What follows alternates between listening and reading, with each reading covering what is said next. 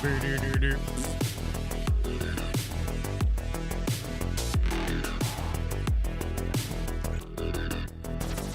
my god!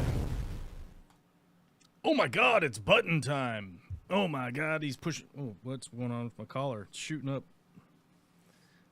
Fixing the collar right at the beginning, you know, you never preview. You know, you never preview when you go live. You know, you don't preview the camera shot. You don't do that. That's not something that we do. Or you do. Or do doobie do, you know what I mean? You don't do that. We don't. Why would we do that? That's silly goose stuff. You know, silly goose stuff. Silly goose stuff, as it were.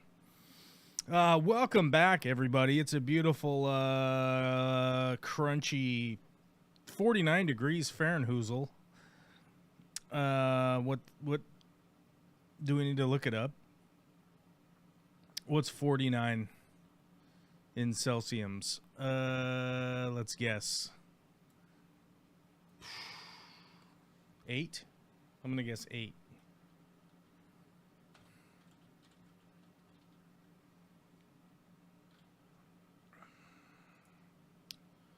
I was wrong. It's 9.444444444444. It's 9.4444444444444444444444. I think there's more fours, but it just stopped listing them. So, to those of you out there in the Celsius world, it's 9.444444444444444444. 4. Probably some more 4s. Who knows? How many 4s? I don't know. We may never know. We never know exactly how many 4s it's going to be when we get to it. It's 33. In Arizona, it's 33.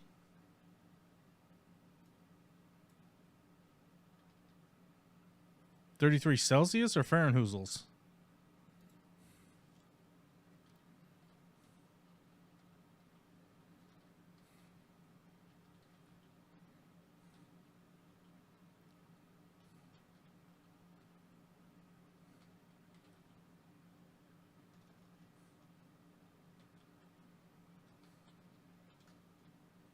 There we go. I didn't know how to type those words out because I kind of had to think what they were. Because they're not real words. Oh, shit, we got a caller in the green room. You're in Michigan. Oh, that's right. I just think you live in Arizona, but you're just an Arizona Cardinals fan. Got it. Oh, and it probably even says that in the chat if I look up. It confuses most Michigan people. For me, it's been 26 years of being a fan since high school, and I won't stop. Oh, okay. So you're like an Arizona... Wait. Oh, my God. I got to go back in the chat here. Frank was here. Good. Frank was here first. That's always good. D-Rock's here.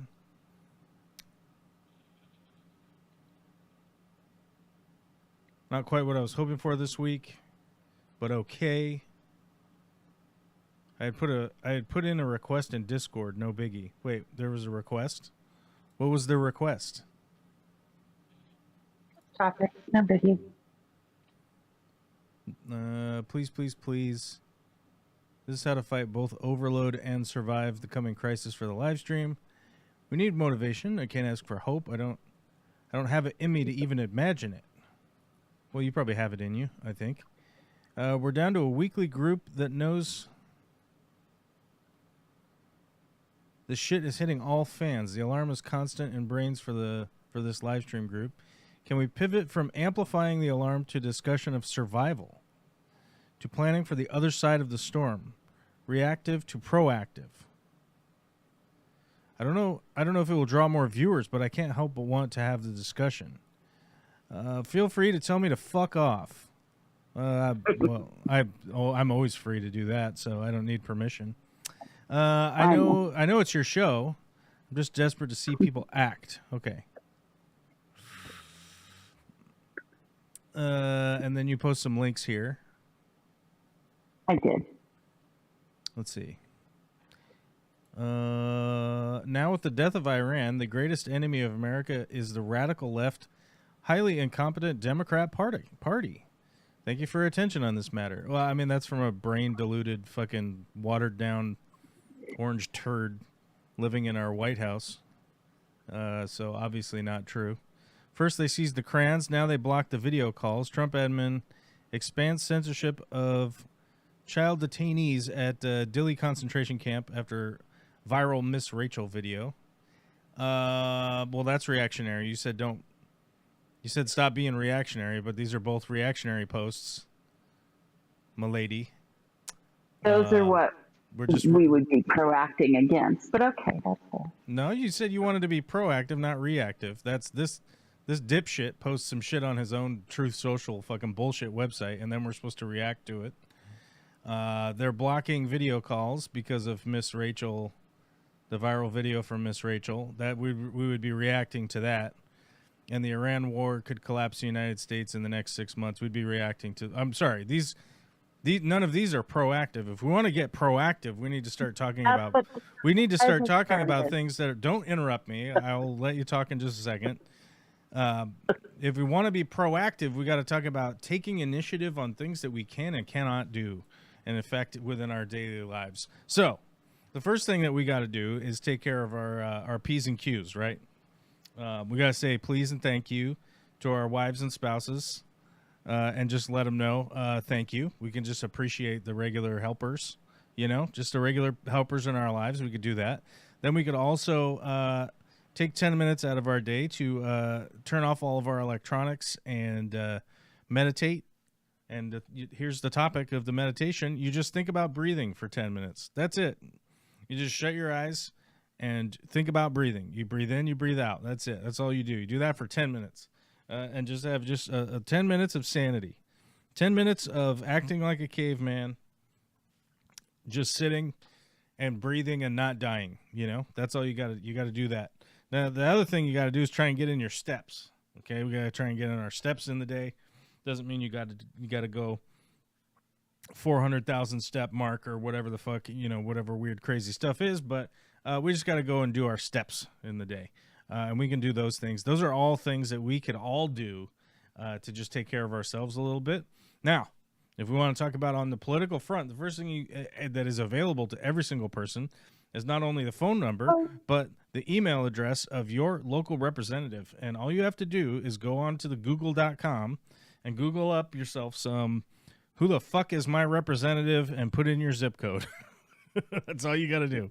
And you will find out who they are, who their office is, and you could call them and just fucking jabber your ass off if you want. Or you could put in a concise email that says, Donald Trump's a fat cunt. I hate him. He's a piece of shit. And vote against this crap that they are trying to do. You could do that if you want. Or you could do, you could send them whatever kind of email, as long as it's non-threatening. You don't want to be threatening anybody because you don't want to do that anyhow. That's not proactive. That's reactive, right?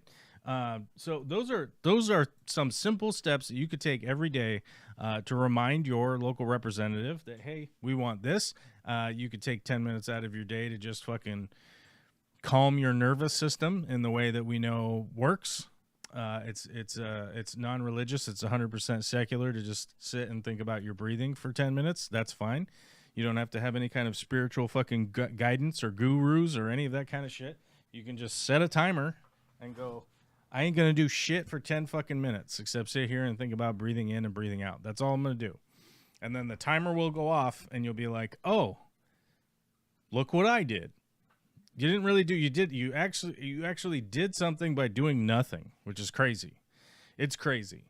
And you'll all will feel better. Everyone will feel better if they do those simple things, and then do your steps, and also just tell somebody that you appreciate them. That's all you got to do. You could drive down to the gas station and tell the person that works there, like, thank you so much for being here today. It's awesome. I was able to buy some, I don't know, what's a thing you buy at the gas station? Gas. Gas? Snickers bar. Snickers. The Snickers bar. In case you're hangry. After your meditation. Yeah, or you could before be. your meditation. You could be Joe Pesci. You know, you be acting like Joe Pesci.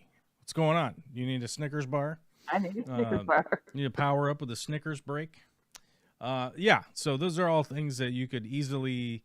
We could all do them. They're all free too. They cost nothing. It's just something that we could all do. You know. So I think let's be proactive with those things. The big problem is that none of that stuff is sexy. You know what I mean? Like penning an email to your local representative is super boring. You know, making a phone call, sitting on hold for 5 minutes, and then you know, talking to the person that answers the phone for your representative, and you can be like, "Hey, this is ridiculous. I don't want this. I don't want that. Blah blah blah." That's you know. Seems like a giant chore for certain individuals in our country, but I mean, I do it. I'm not like saying that I'm super enthusiastic about it, but it's something that can be done. It is proactive, and it's a lot better than you know, turning on the local news and hoping that like whatever random poll they've decided to post that like you know, Trump's he's unpopular now. Like, okay. That's what the poll says. Cool. Let's put a lot of faith in the polls. Okay. You know. So yeah. Anyhow, this week's update. What's up, Witchy Cat? It's what's your temperature? It's 52. 52. How is it warmer where you're at? Jeez. Yes. Cheese and rice, man. What the hell? That's annoying. Okay. I'm just gonna come out and say it. Is it windy where you're at? It is very windy. Oh, you got the wind. You have the wind today. My turbine sounds like a horror movie between it and the squeaky door on the greenhouse. There's always somebody sneaking up on me. The wind, the power of the wind. You know, speaking of goofy shit, I got fed an ad of some guy who's running for Congress in Wyoming, and he exclaimed about how he's going to cancel the woke wind. I wonder if I can find his ad. Is that the wind that cries Mary, or is that a different wind? I'm so confused. Hold on, let me see if I can find it. Wonder if the woke wind. Here's the article right here. What's this guy? Something Gray. Who's this guy? Gray's his last name. What's his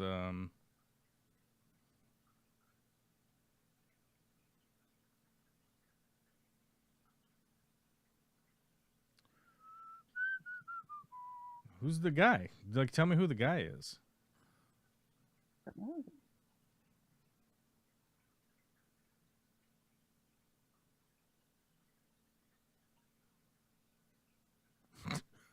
Sorry, I kind of just want to read the article now. So I don't know who the guy is. It just says Gray. I will continue to fight woke wind energy projects. And it starts out like this. We should be deeply troubled by the efforts of Governor Gordon and other insider politicians to jam through woke wind projects that violate so many of our core principles as Wyomingites. Wyomingites? Okay. Earlier this year, this might be an op-ed, actually. Doesn't give credit to who's writing this. Let me see. Yeah, Chuck Gray. Okay, here we go. He was elected Wyoming Secretary of State. So he's already the Secretary of State. Earlier this year, as member of the State Board of Land Commissioners and with my fiduciary fiduciary duty to the state in mind, I was the lone no vote on two clean wind projects with the Pronghorn project in Converse County and the Sidewinder project in Niobrara County. The reasons for my no vote were numerous. These projects are part of the radical left's outrageously wrong green energy agenda, with net negative boondoggle proposals dependent on subsidies and tax credits to stay afloat. These left-wing projects lead to increasing electricity costs that make us poorer while making the radical left's billionaire donors richer. Oh, okay. Let's respond to that first supposed paragraph.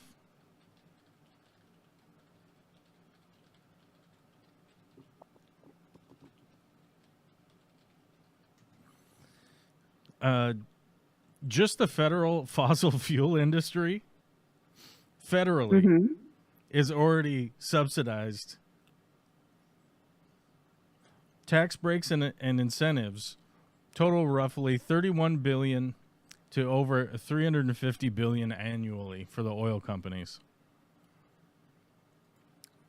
Total value, Oil Change International estimates that federal, state, and local support for fossil fuels exceed $34.8 billion annually. Other estimates suggest direct federal incentives alone have more than doubled since 2017. Strange.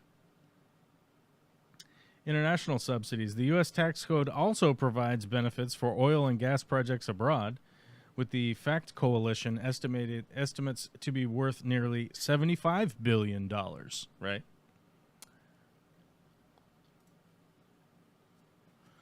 So the basis of that first paragraph was that these air quote boondoggles or boondoggle proposals are dependent on subsidies and tax credits to stay afloat. So are the oil companies. Look no and starting back into the article, look no further than the project's foreign financial backers, Germany-based Nordex and Spain-based Acoena, I don't know, which seek to use the wind lease to produce synthetic jet fuel through an inefficient, water-intensive, wasteful process. Rather than using lands for the benefit of the citizens of Wyoming, this absurd lease uses the lands so that woke billionaires like Soros can brag to their friends that they're air quote green. As was admitted during the original meeting of the State Board of Land Commissioners, these projects are largely dependent on federal wind subsidies and tax carbon negative tax credits. With the Trump administration doing great work in stopping these left-wing subsidies, why on earth would Wyoming be hopping into bed with woke ESG based? I don't know what the ESG stands for.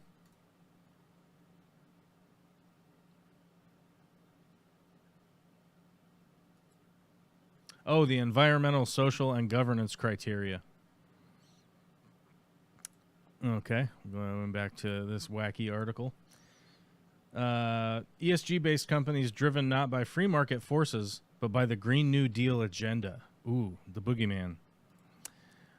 There were also several weaknesses in the leases themselves. The leases allowed a foreign company to assign the rights of the lease to another entity, which is deeply disturbing. The leases also violated the board's rules that require electricity generated on state lands to be used on the grid for the benefit of Wyomingites, which is crazy because I do remember reading about this a little bit, that these companies essentially were going to start manufacturing in Wyoming, right? And instead of pulling electricity off of the grid, they applied for a lease to wind power their manufacturing so that we wouldn't have to put a strain on the grid, thusly rising the delivery costs of electricity to the people in Wyoming, which is currently the big issue with why the data centers are so expensive. For the average American, it has nothing to do with necessarily driving up the per kilowatt hour. It drives up the delivery fee, essentially.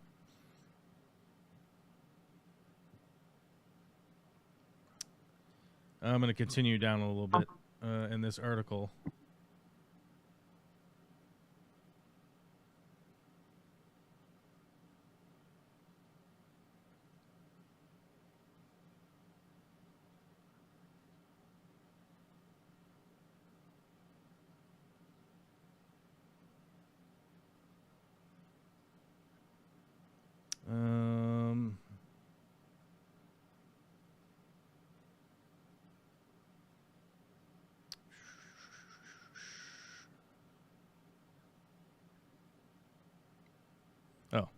This just goes rambling on in some nonsense about.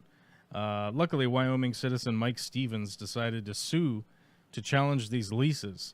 And last week, in response to the lawsuit opposing the Pronghorn project in Converse County, District Court Judge F. Scott Peasley reversed the board's 4-1 decision, correctly pointing out the absurdity of the wind project itself and evidenced by what the lease is allowed. So let's see if we can't find the clip of this fucking idiot's running for, what did we find out his name was? Chuck Gray.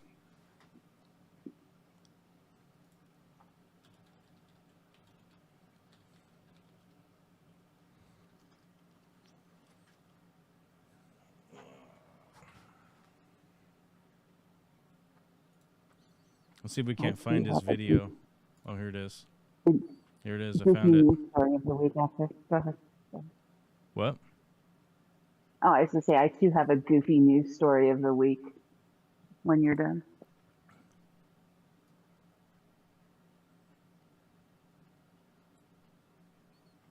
Oh.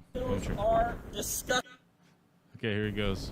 Can you believe Governor Mark Gordon wanted to step outside and fight me when I stopped a woke wind project here in Wyoming? These windmills are disgusting. Woke wind is wrong for Wyoming. These windmills have been terrorizing the landscape for too long.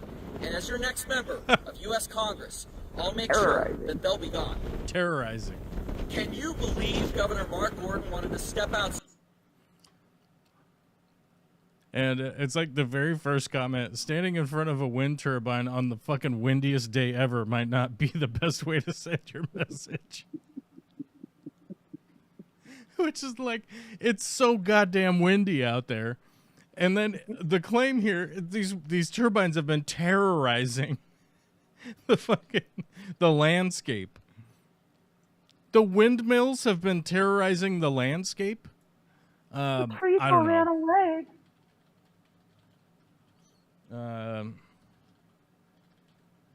I would like to illustrate.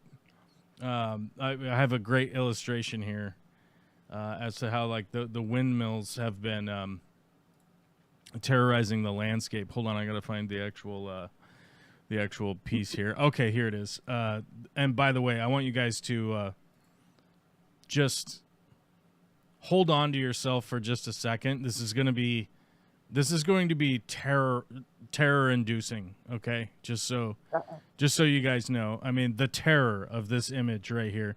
The windmills, guys, are terrorizing the landscape, okay? This is like a fucking horror show right here, okay?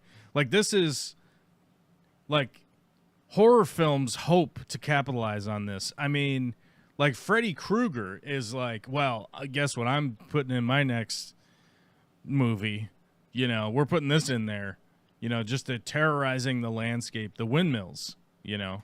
Boy, howdy. I don't, you know, I mean, I don't know, you know, I don't know if you guys feel the terror that I'm feeling, but it's, man, you know, the windmills and the landscape, boy, they've just been terrorized. The landscape has been terrorized by the windmills. It's true. Woke Wind has been running windmills, and boy, howdy, the landscape is terrorized. It's so terrorized that, like, classic painters are going to put together a depiction that will sell in art galleries because it's just so terrifying. That's just scary. I got to wonder what I'm doing wrong with my Amazon affiliate thing because I can't even get any links to terrify people with woke vibrators.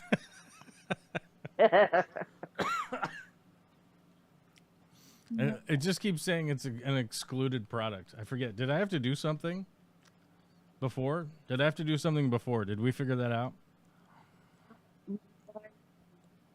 I think they've just taken a number of products off That of the affiliate stuff. That I can't Yeah. sell. I can't send links for. I wonder if I could send a windmill Windmill generator. I know Amazon has them because I looked them up once.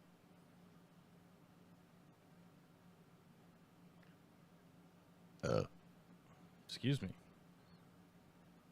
I drank like a whole bunch of glasses of water and a couple glasses of coffee, and then I felt like I needed to take a nap. And so I was just sitting here like, oh, I gotta take a nap. Oh, the show's gonna start in a minute. I better not take a nap. Let me see if I can get a link. Oh my God. Okay.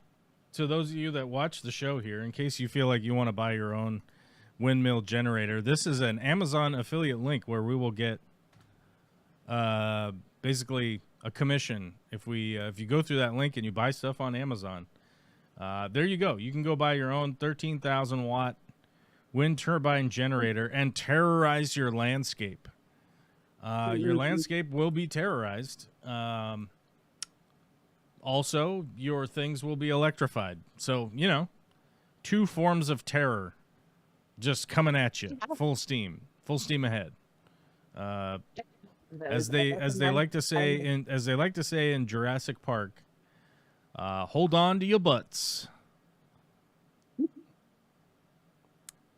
You know what I'm talking about? I can't play the clip. We'll get fucking Hammertowned.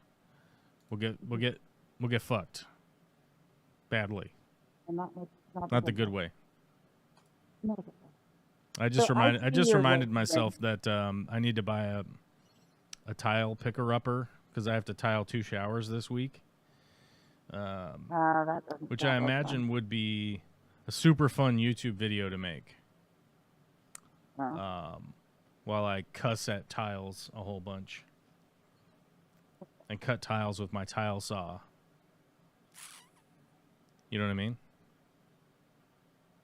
Picking up what you're inadvertently dropping. You know what I'm saying? Maybe I'll make a YouTube short about it. Fucking tiles? What a cocksucker. Who invented this cocksucking fucking bullshit?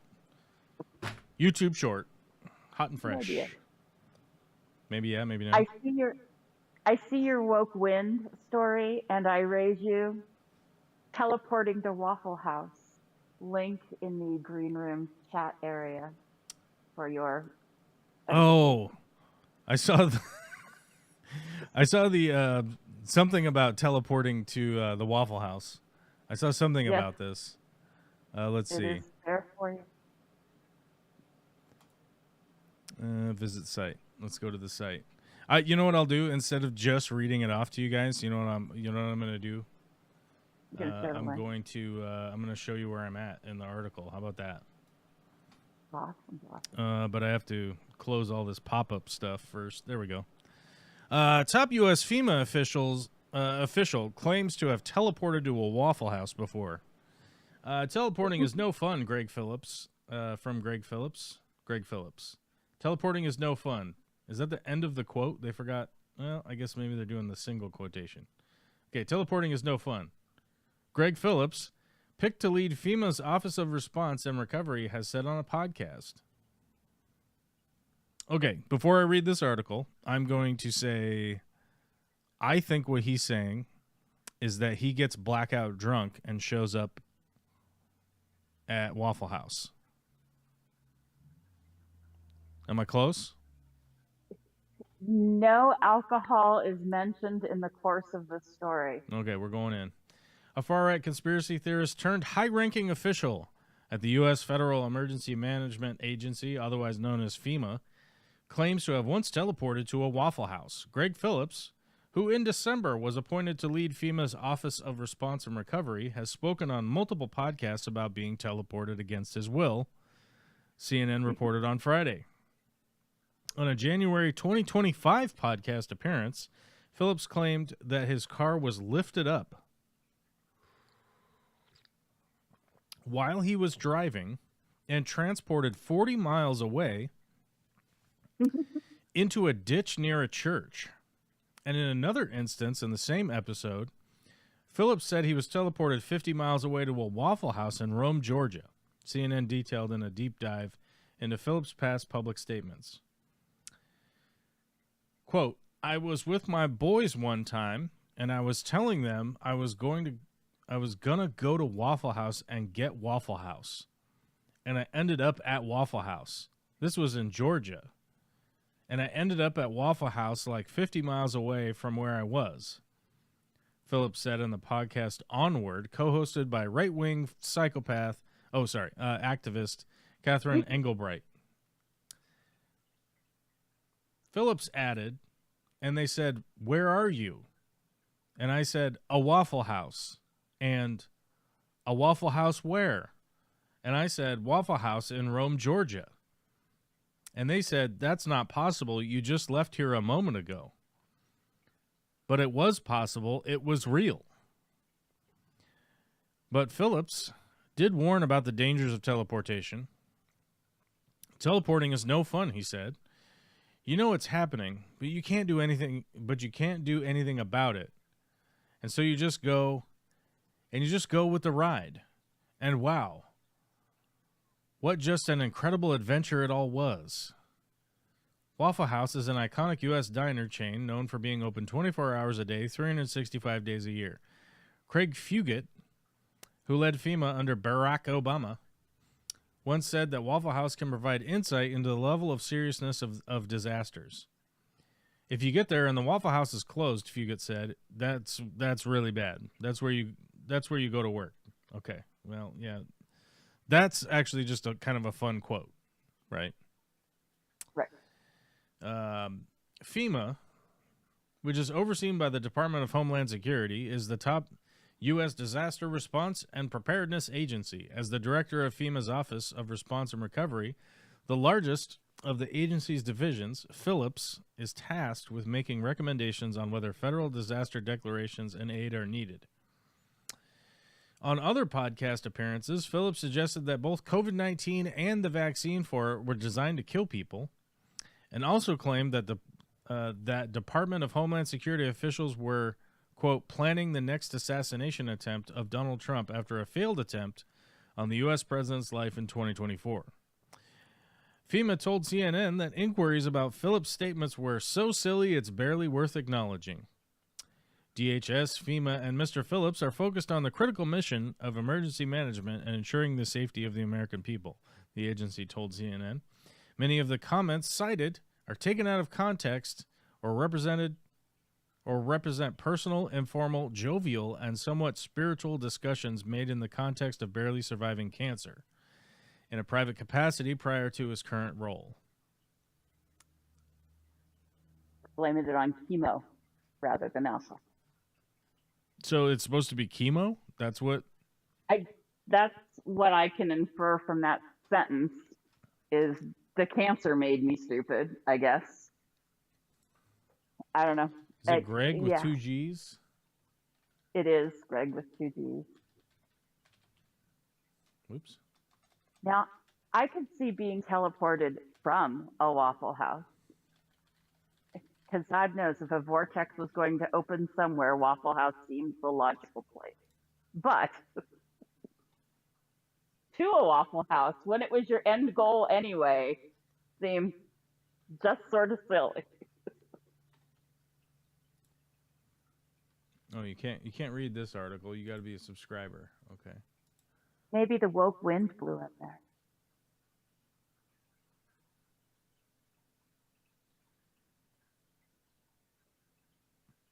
You know, the thing is that, like, I knew a lot of alcoholics that talked about being teleported to places and being teleported to places like Waffle House. Again, booze and Waffle House, natural pairing. I can see it. I'm trying to find his driving. I'm trying to find his driving record. Oh, good luck with that. That's awesome. And I'm not dissing on Waffle House. I mean, when you can go and get a full-on fight with staff and customers and a big breakfast, I'm a fan. But I'm gonna tell you guys something. This whole reputation of like the Waffle House is going to fight somebody. Like, I want to explain something to you. That's every diner in the United States. fair. This is not exclusive to fucking Waffle House, all right? Like, I never worked at Waffle House. I worked in a bunch of diners where waitresses would get fucked with, and customers, we would go and punch the shit out of them until they stopped. And then we would detain them until the police showed up and send them to jail.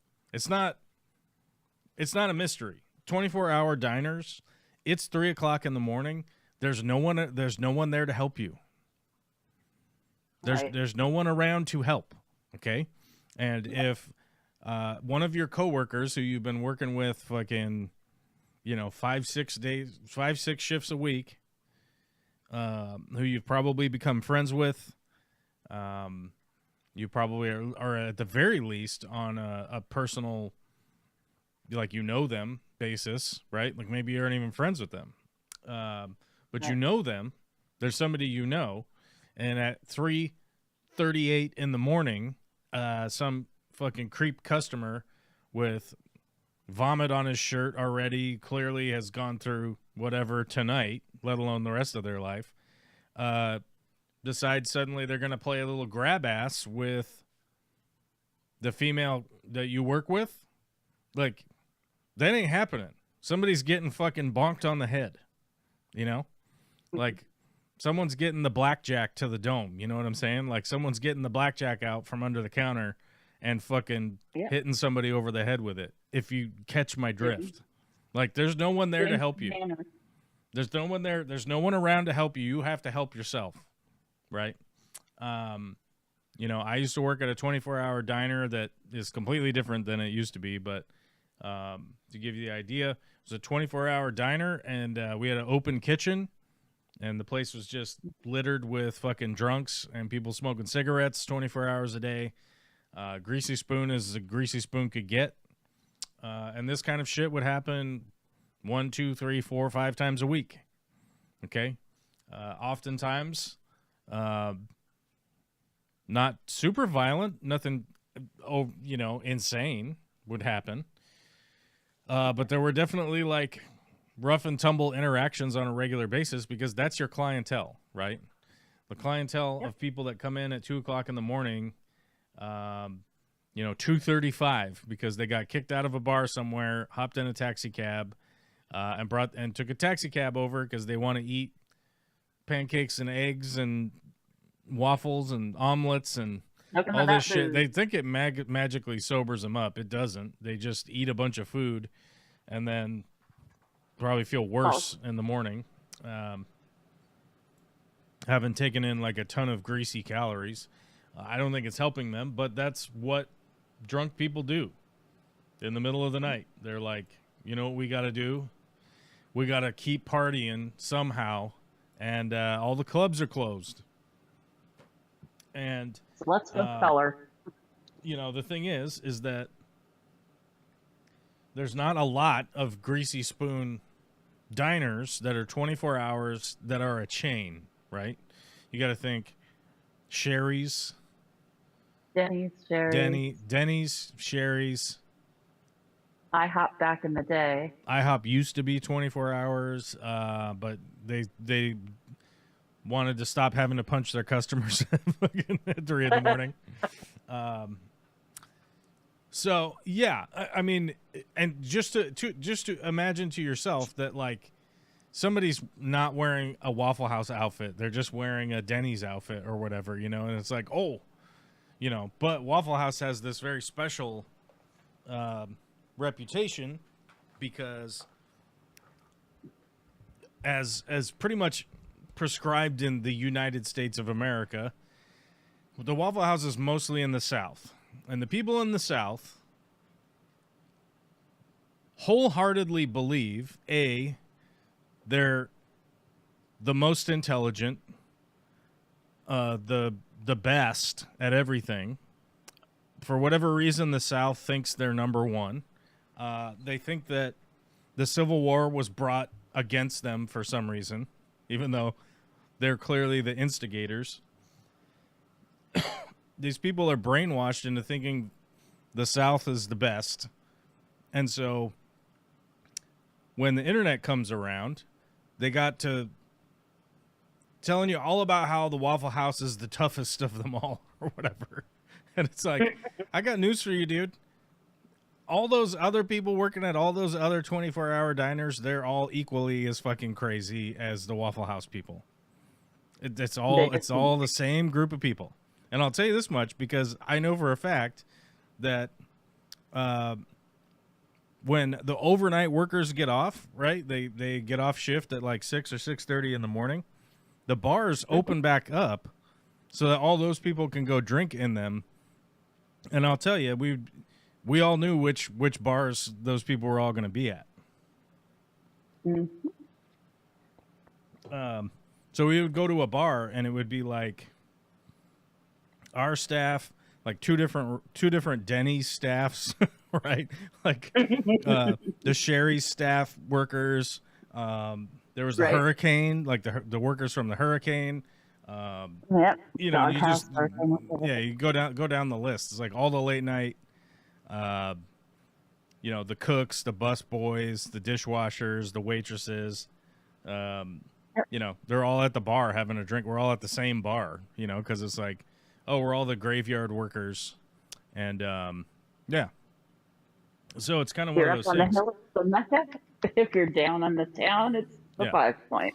And so, and my point to engaging with any of this is that I 100% guarantee that this dude's stupid commentary has everything to do with just being a drunk idiot. You know, because the drunk idiots go on autopilot to go to the 24-hour diner. They just do.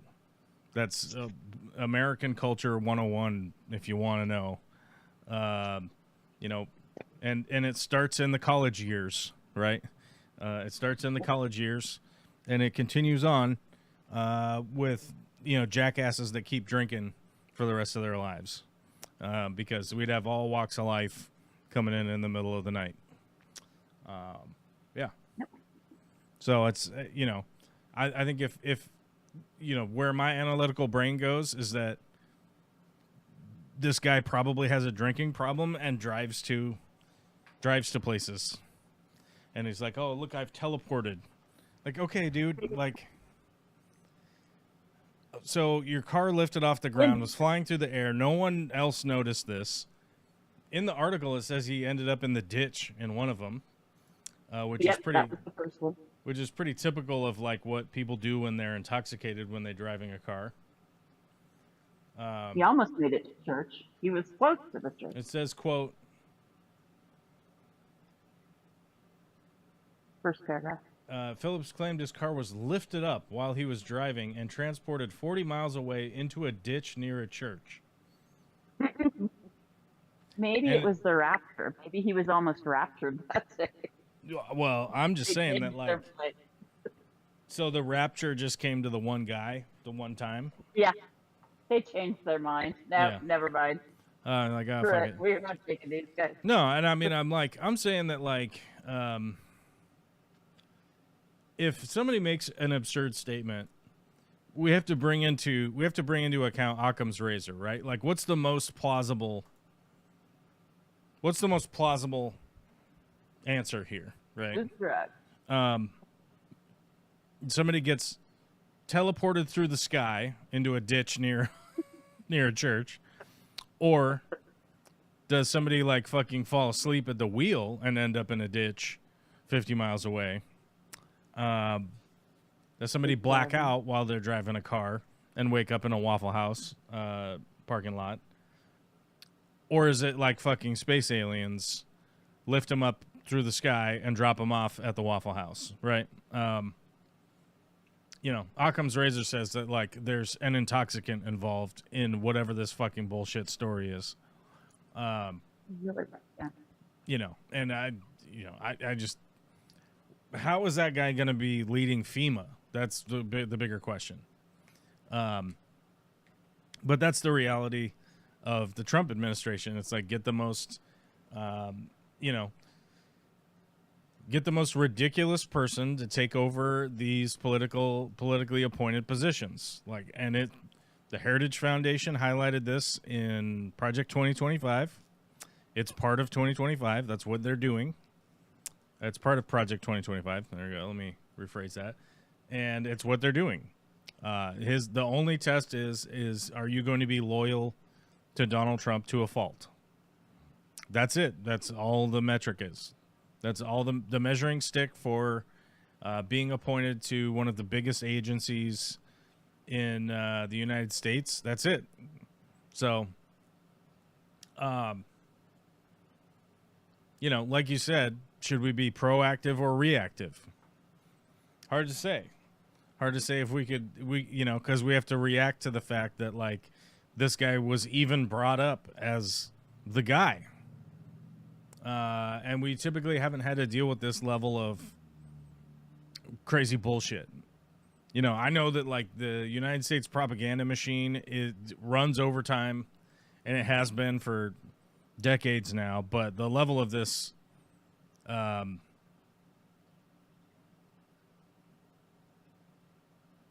what's even the word for it? I can't even think.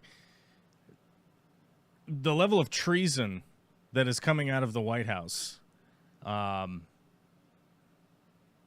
a daily basis is just off the charts. It's just off the fucking charts. It's insane. Somebody highlight, or actually Witchy Cat highlighted that earlier. But this article here, the war in Iran could collapse the United States in the next 6 months. I've seen a bunch of articles similar to that. And the chances are, yeah, this probably can. A ton of people in the Trump administration warned that if you attack Iran, they're going to close the Strait of Hormuz.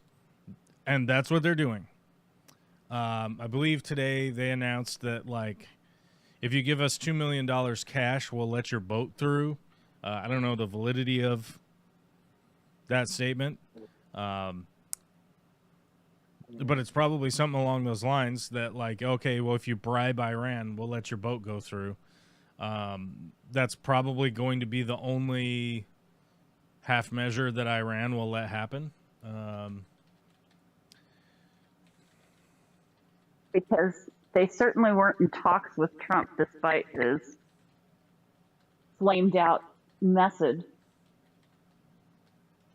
Well, the problem is that they've activated U.S. military to go on the ground in Iran.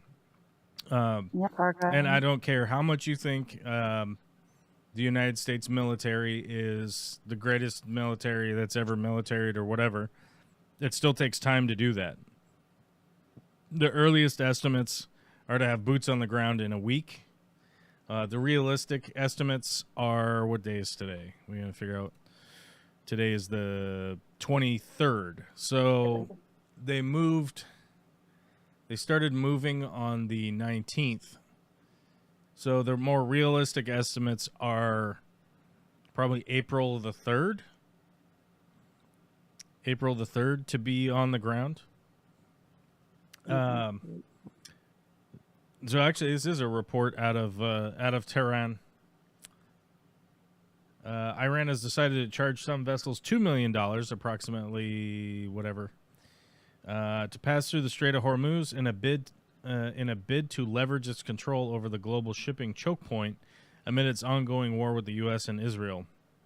The massive toll has already been implemented, marking the new approach to controlling the critical waterway. Iranian lawmaker Aladdin Boroujerdi, I don't know, who is the member of the Parliament's National Security Committee, told state broadcaster Islamic Republic of Iran Broadcasting, according to an Iran International report. According to Boroujerdi, the move reflects what he called a new sovereign regime in the strait after decades, collecting $2 million as transit fees from some vessels crossing the strait, reflecting Iran's strength. Now, because war has costs, naturally we must do this and take transit fees from ships passing through the Strait of Hormuz, he added, claiming the move shows the Islamic Republic's authority.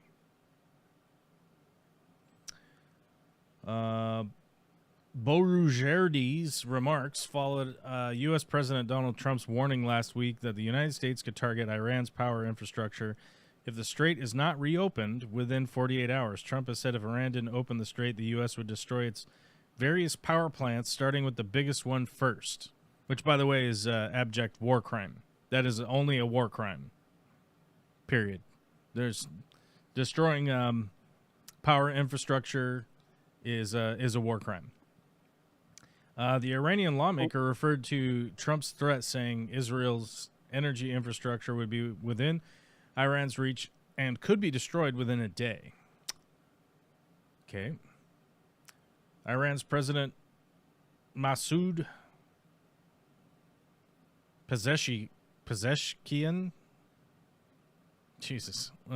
also replied to Trump, saying the strait is open to everyone except Iran's adversaries, as he set out Tehran's policy on X, Twitter. The illusion of erasing Iran from the map shows desperation against the will of a history-making nation. Threats and terror only strengthen our unity. The Strait of Hormuz is open to all except those who violate our soil. We firmly confront delirious threats on the battlefield. Huh. Yeah, this is a response to Trump. And by the way, Trump before that was saying, he was all just laughing about, we don't even know who we're talking to anymore. Because those guys, we killed those guys. Which is just, it's just a sign of the times that we're in. As, you know, Robert Mueller passed this weekend, and our president of the United States was cheering on his fucking social media site about it. How it's good. That's good.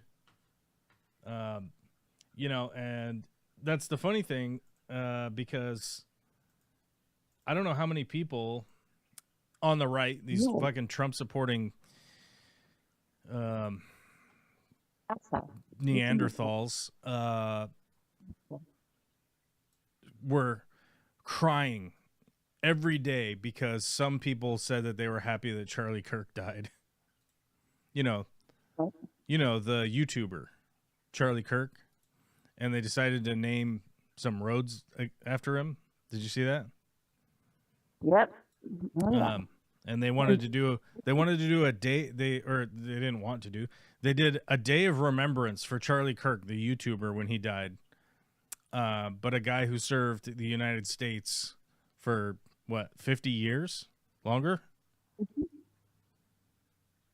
As a pretty conservative dude, too, by the way. He was largely bipartisan, but overall, he was not bipartisan. He was fucking Bush's appointed guy. Well, I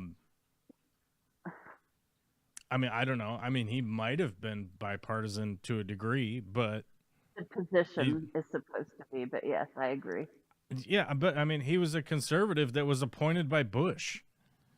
Right? It's not like George W. Bush was just, oh, well, you know what I'm going to do is I'm going to really pick a obvious middle ground guy.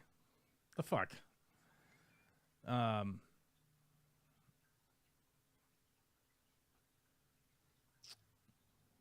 mean, he was even appointed by George H.W. Bush.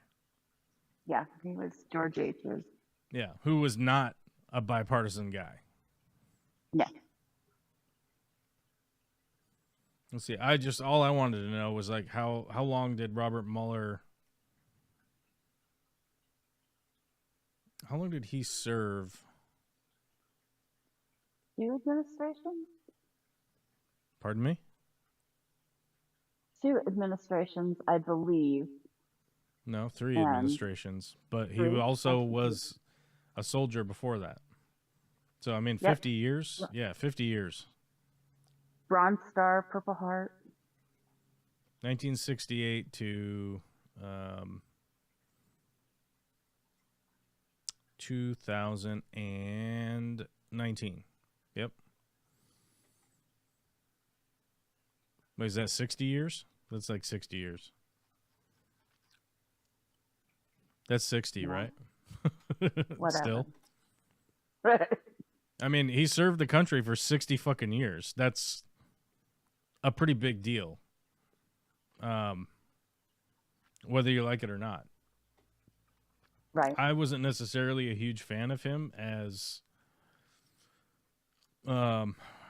he had a lot to do with the Patriot Act, with backing the ideas behind all of that.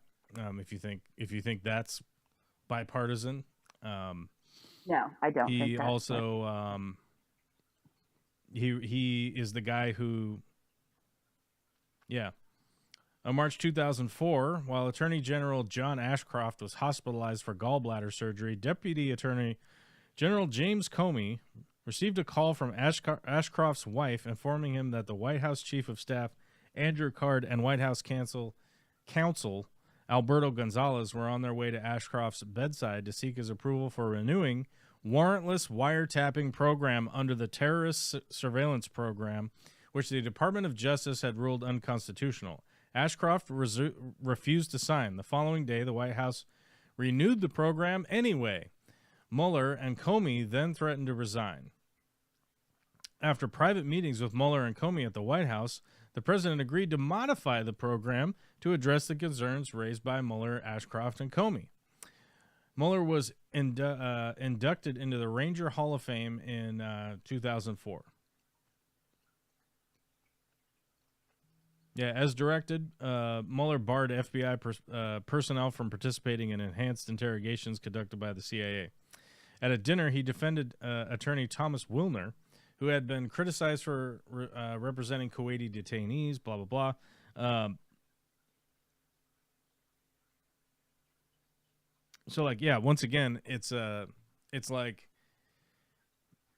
he was against the warrantless wiretapping, but the program still went through.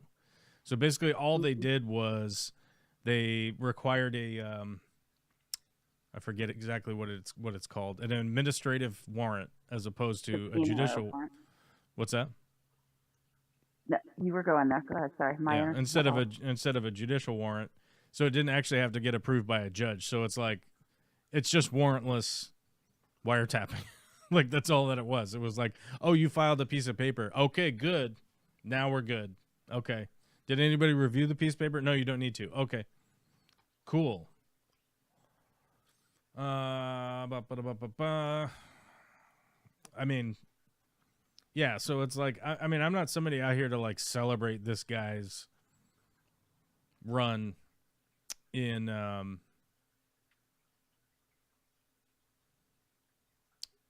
as being the FBI director and all that. But also I'm not going to necessarily like wildly criticize everything that he did or whatever, because some people do good stuff and some people do bad stuff. I believe it would have been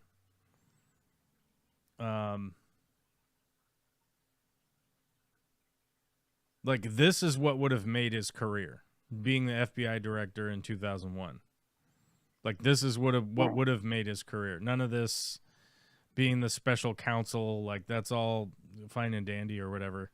But, you know, the head of the FBI and the head of the CIA just let the Bush administration start the ball rolling on all of this insane shit. And they didn't, you know, it's like, oh, well, I guess you got approval for a wiretapping program to have an administrative warrant instead of zero warrant. You know? Right. But which was obviously seen because they started wiretapping all Americans' communications, right? It's like, that's why, what's his name? Julian Assange, right? Or what's his name? Not Julian Assange, the other guy. Oh, I can see him. Dark hair. Glasses. I can't remember his name right now. Like the polar opposite of Julian Assange. Yeah, he's the other guy. I can't remember his name right now. It's always good to have, like, I don't know, maybe the chat chime in at some point in time, but they don't.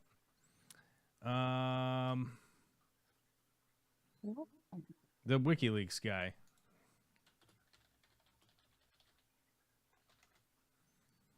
You're supposed to help as the co-host here. You're supposed to remember. I know I'm going. Normally I do. I was doing Oh no, yeah. Julian Assange uh, was the with the WikiLeaks, but he's it's the the other. WikiLeaks guy. Who's the other guy? What the fuck's his name? I want to say it's Scott, but that's not right. Oh,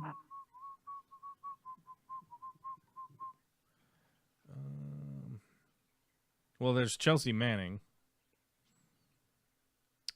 which is a big problem. different phenomenon. What the fuck is?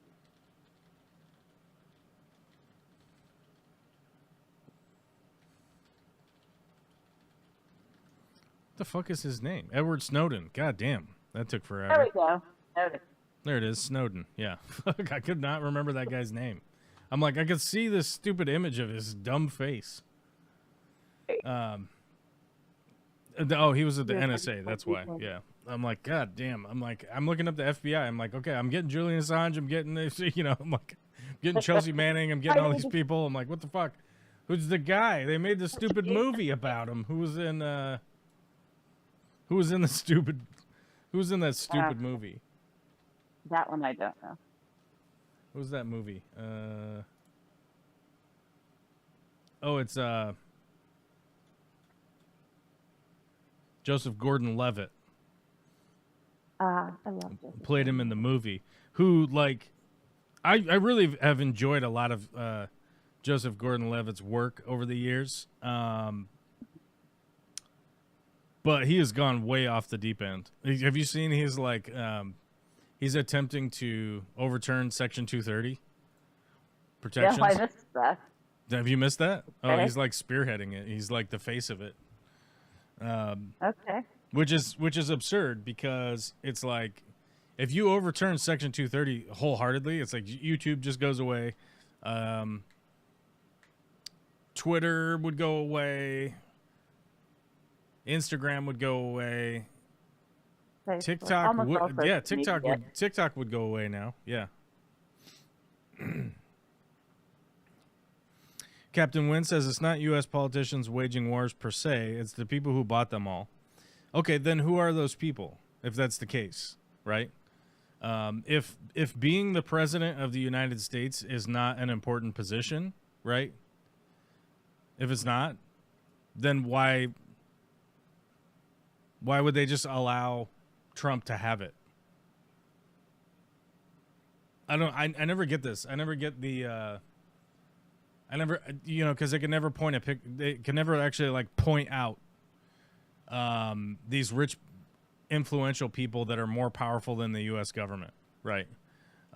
It's always like, oh yeah, but George Soros is like making them do it or whatever, right?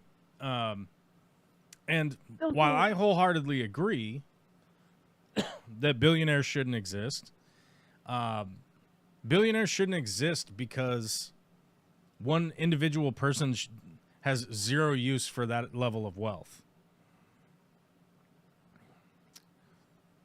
So hedge funds, bankers, other governments. Okay, so what other government's more powerful than the United States government?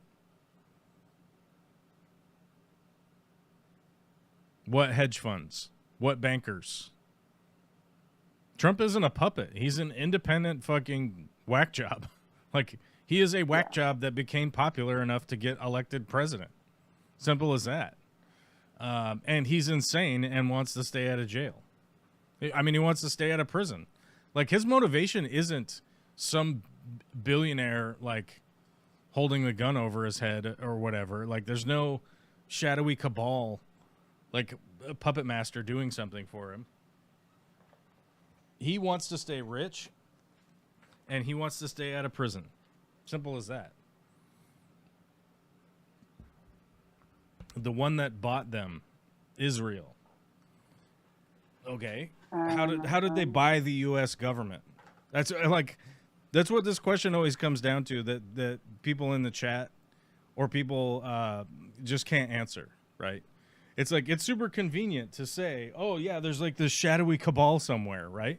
It's super convenient to point at an imaginary boogeyman that you can't identify or document anything that's real, right?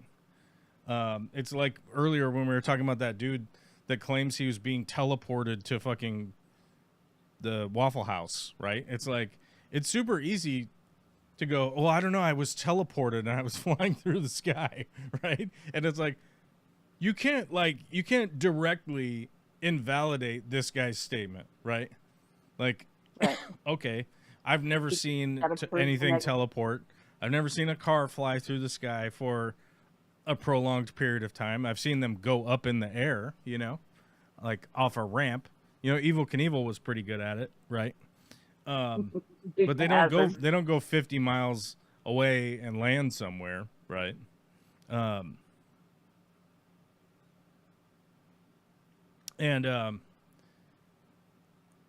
So it's like, okay, the argument is always, okay, well, somebody has power over the president, right? Okay, what is it? Like, what power is it? Right. It's like, okay, what is Trump most threatened by? The Epstein files, and who has the evidence? The United States government has the evidence. The people who handles him, so Pam Bondi, right? So Pam Bondi's the puppet master. I mean, Pam Bondi can't answer simple questions, right? Right. My guess is they would say Steve Miller if we're looking for someone in the government as the handler. Your name is Bannon. Major General Smedley Butler, like of history. Wow, what am I missing? The chat guy's saying that his name is Smedley Butler, which is a historical figure, which is funny. Darlington. And then they're telling me to go read up on Major General Smedley Darrington Butler. Yeah, Smedley Butler overturned the Nazi Party in the United States. That's basically what he did, is that he stood up against the coup, brought to you by essentially Nazi influences in the United States. Yeah, and so if we're talking about Smedley Butler, I mean, that's what he did. He basically, they wanted him to lead a coup to overturn the United States government, and he decided no. Once clicked in at the last minute. Yeah, they wanted him to lead the coup. That's what they wanted Smedley Butler to do. They wanted him to spearhead the coup to overturn the U.S. government, and he denied them. He said, no, I'm not going to fucking do that. And it's also not all that complicated because Nazi influences existed in the United States, and a lot of the group that wanted him to coup the government were essentially those influences.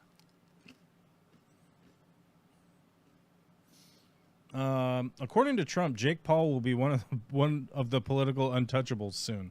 I mean, it's likely that Jake Paul will probably be in the zeitgeist for much longer than we want, as a peoples.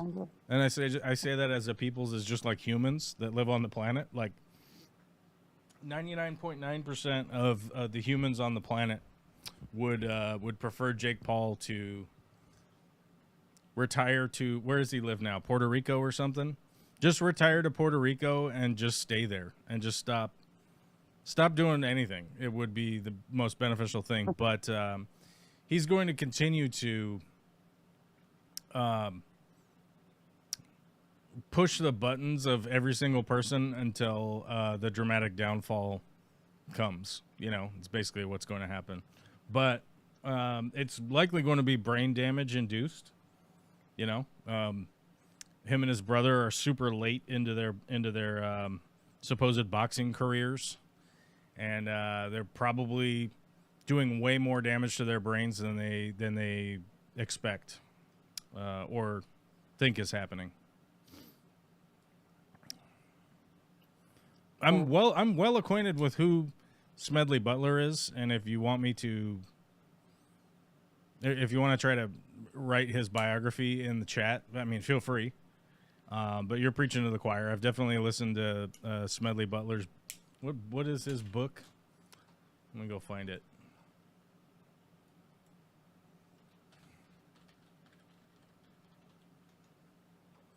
It's war is a racket. Yeah.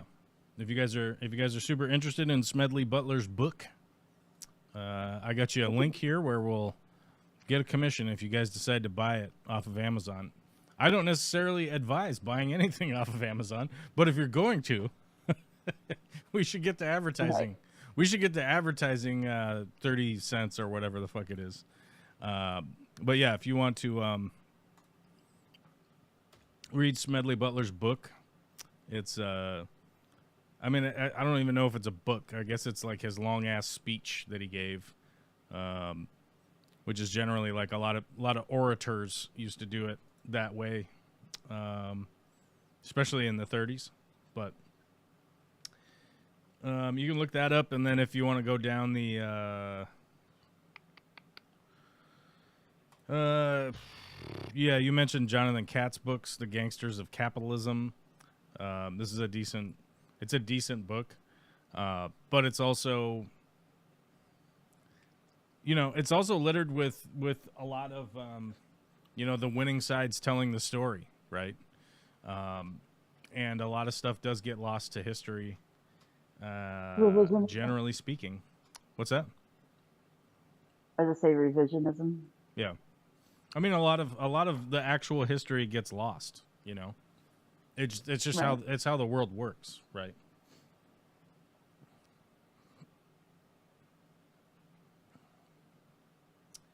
Let me go back over here. Oh, no, I was on the right page. There we go. The point is, the U.S. has been plundering the world for over a century to take control of resources. Yes, that's true. And I asked you who was in control of the United States government, and you said an imaginary cabal, and you started talking about Smedley Butler from 100 years ago. I understand what the devastation the United States is bringing to the world scene. I agree, and I think that we should stop doing that. The funny thing is that the Trump campaign, I actually agreed with a lot of the things that the Trump campaign was talking about, right?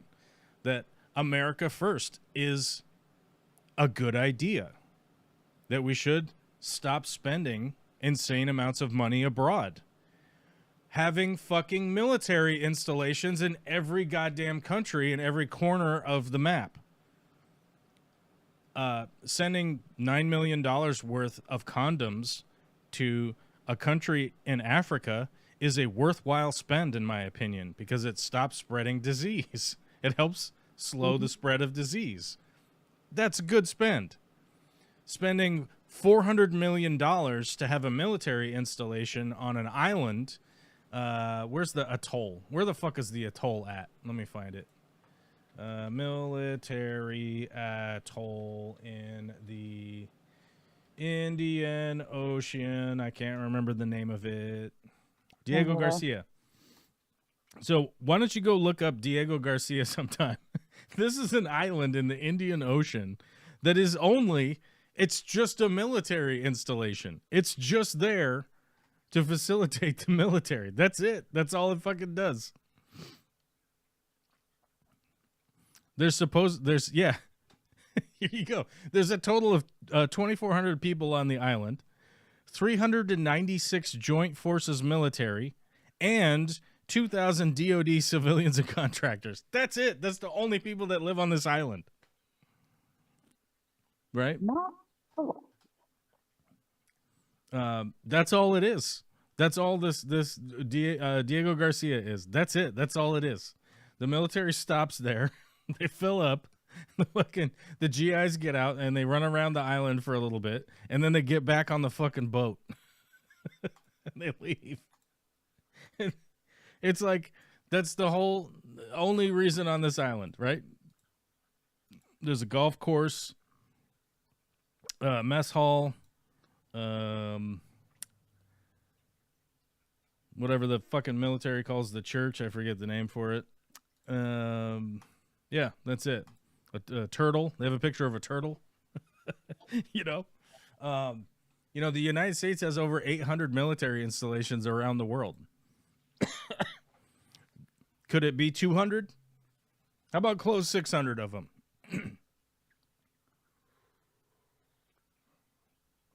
Yeah, before they get destroyed. Is 200 a lot? 200 sounds like a lot to me. 200 sounds like a lot of military installations around the world. If you close 600 of them, you'd still have 200.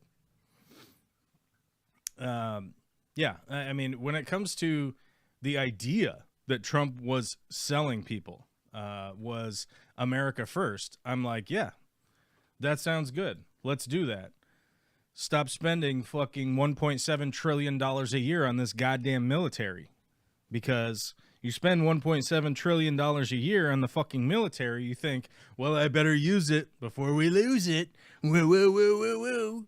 Let's go steal a fucking president of a country. You know, I need a drink of water. I've already got the phlegm in my throat already. I'm getting a drink of water. I'll be right back. It's attacking. You yell at him. Okay. What? So where are you, Captain Wynn? Are you? I'm guessing not American, since you're saying that our stealth bombers, unless you think Joel owns a stealth bomber, in which he's going to be very excited when he gets back, if that's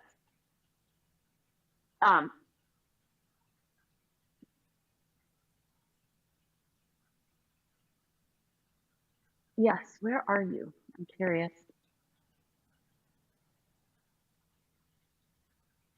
And I don't think that anyone, either Joel or myself, would disagree that we're Scotland. Awesome.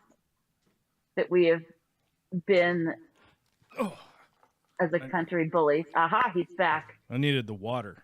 What's up? Are you talking shit about Smedley Butler, you fucker? No, we are not talking. He's in Scotland. I was asking where he was because he said your stealth bombers. So I was either very excited for you that you now owned a bomber, or he wasn't in the U.S. My God, well, here's the thing. Actually, I'm going to equate this to the same thing that I equated to one of the local casinos. Have a motorcycle giveaway on this. We're out on this fucking back ass road out in the middle of nowhere, and this there was this huge fucking. All these people were opposed to this billboard because the fucking thing is like, it's like 150 feet wide. I don't know, it's fucking huge, and it's like 50 feet tall, and it's all LED. Oh, it is. So it's just like a giant screen that constantly changes. So all the people were super opposed to it, but they put it right by the freeway. So that's how they got away with it, was like, well, there's lots of light and noise pollution from the freeway already. So suck it, you know, quiet part of the earth. You'll get ads, baby. You know what you're going to get? Ads. Here it comes. Suck them down. Anyhow, there was an ad. There was a giant ad that was like one of the local casinos was giving away a Harley Davidson, right? If you go in there and I don't know, register, you give them a sample of your bodily fluids. Right? You give them a sample at the casino. They'll put you in a drawing, an imaginary drawing. It's you're never gonna win it. Anyhow, but I was laughing at Vicky because I was like, well, if we won the motorcycle, what would the funniest thing to do with it? What would the funniest thing to do if you won a motorcycle? Like let's say we went over to the casino because the tribe made us come to, I don't know, file a paperwork or something, because that happens sometimes. And it was a free entry, so we're like, we entered and we won, right? Because I was like, well, my first thing would be just give me the cash equivalent, like I don't need a fucking motorcycle, but I'll take the 40 grand or whatever, right? But the other thing that I was thinking about that would be interesting is if you were a person in the right position and you got that motorcycle and you were like, okay, I'll take that motorcycle, but I want no fluids in it, right? Like, don't put any gas in it. Don't put any oil in it. Don't put anything in it.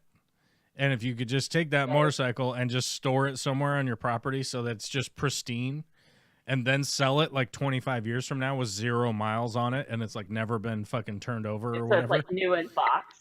Yeah, yeah. Like that actually might be the funniest the funniest thing that you could do with winning a stupid prize like that. Like, what do I need a fucking motorcycle for? You know what I mean? Like, what are we talking about? Perfectly capable of killing myself another way. And, I don't need a motorcycle. And, you know, it's like you say, oh, I thought you had a stealth bomber. It's like, well, I want the cash equivalent. I don't want the stealth bomber.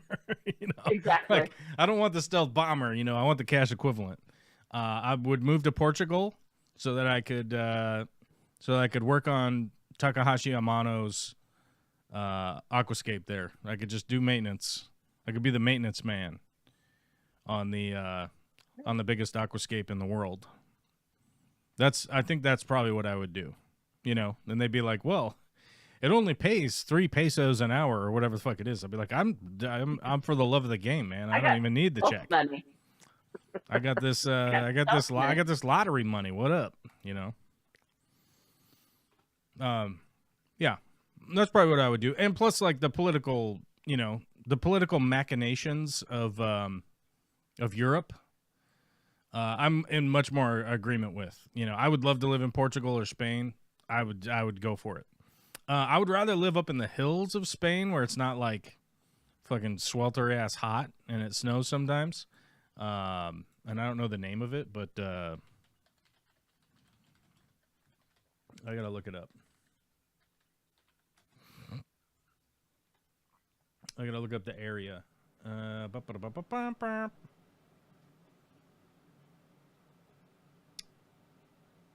This is gonna take a second because I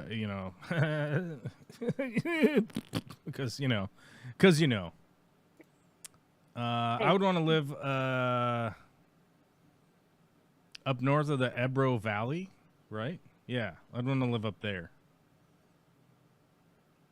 I would deal with the Portuguese weather to work in the aquarium.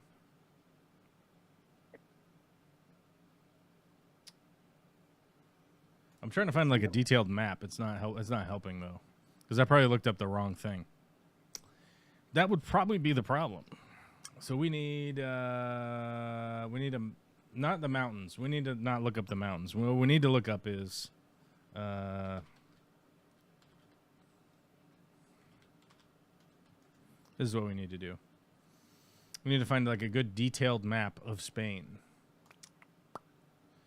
Plus, I need to go to Madrid. I have to go to Madrid, man. Barcelona was fucking dope. It was tits. We went up into the mountains. We rode the train because we are fucking train people. We love trains. We love trains. If we could marry a train, we would do it. Yeah, we were in Barcelona, and we went up on the what is this? A2 train, the red line. Yeah, you go out here, and then you go up to Fuentes del Ebro, which was cool. And then you go all the way up here, and then you go up into the mountains, and you go into the crazy monasteries and shit. And they were fucking pretty fucking tits, is what I'm saying. See, that's the thing. I would like to move to Spain, but I don't want to live down here in the south end. I don't want to live all the way down in the south. Too fucking hot, bro. It's too hot. It's too heated for your boy. There's not enough trees. I need some trees. I need some water. I need like an icy peak to stare at every once in a while and go, I'm going up to the top, bitch, and die in an ice fall at some point. You know? That's what we need to do. All right. You know what I'm talking about. I did. If you were to marry a train, you'd get featured on that British show about people who love the area mechanical things. So the areas in Spain, like right now, the Castilla y León, that area, Castilla y León. They have actually a whole lot of properties up there in León that, basically like the old farmers just died off, and there's been no one to take the place. So there actually is properties out there that you could buy, and there's a bunch of expats up there that are doing that. A lot of Americans are moving to the north coast of Spain and taking over those old farm properties that have just been abandoned, right? And the Spanish government is into it because they're like, hey, look, this is going to sit here and just deteriorate and get all fucked up. You guys are going to live in it and fix it up. Cool. Do it. Let's do it. So, I mean, realistically, if I was to leave the States, Spain is on my list. Like, Spain is 100% on my list. I would like to move to New Zealand sometime for a couple years, but I don't know if New Zealand will have me. Like, they're not exactly crazy enough to take me in. But the Spaniards, they're like bonkers enough. They're just crazy enough. They'd be like, okay, let's try it out for 5 years. You know what I mean? Whereas the New Zealanders are just not crazy enough to let me in. Madrid is awesome. Yeah, I haven't been to Madrid, and I really want to go. My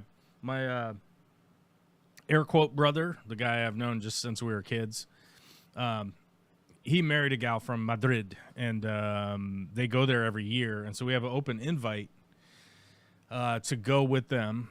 And I don't know, not necessarily like stay in. I mean, I think from my understanding, they rent like a really big place, so we could probably stay there. But the open invite is to go there and then just get treated with hospitality. I think, we book our own place, and then they take us around and, buy dinner and shit, that kind of stuff. Which is actually would be pretty nice because we're both sober, so easy to navigate all that, right? Super easy. There are 8 major mountain ranges within Spain. Yeah, there's quite a bit. Yeah. We're not going to go through all of that, but it is a wonderful country and wonderful people too. Mostly open to most things that I'm in agreement with. Like they, that one of their biggest problems that they have right now is that their youth is overeducated. What the fuck? That's a problem. Right? You're like, wait a minute. You motherfuckers have been reading some books? Holy shit. That's a problem? What are you talking about? Are they saying that nobody's willing to work the trades? Or is that what they mean? It's not necessarily it. It's that one of the things that they implemented, and I have to look up, to be clear here, I'm just paraphrasing. I'm not like telling you the actual political situation, but you can go to school and there's incentives to get a master's degree, right? And one of the incentives to get a master's degree is that they pay for you to go to school, right? Okay. And so because they're doing that, a lot of the kids take advantage of it, right? Which is, hey, that's good. But then one of the issues is that, like, if you have a master's degree, right, then it's not necessarily required for you to take a position that doesn't utilize your master's degree. So you essentially get unemployment type stipend because you have a higher level degree, right? And they don't have a ton of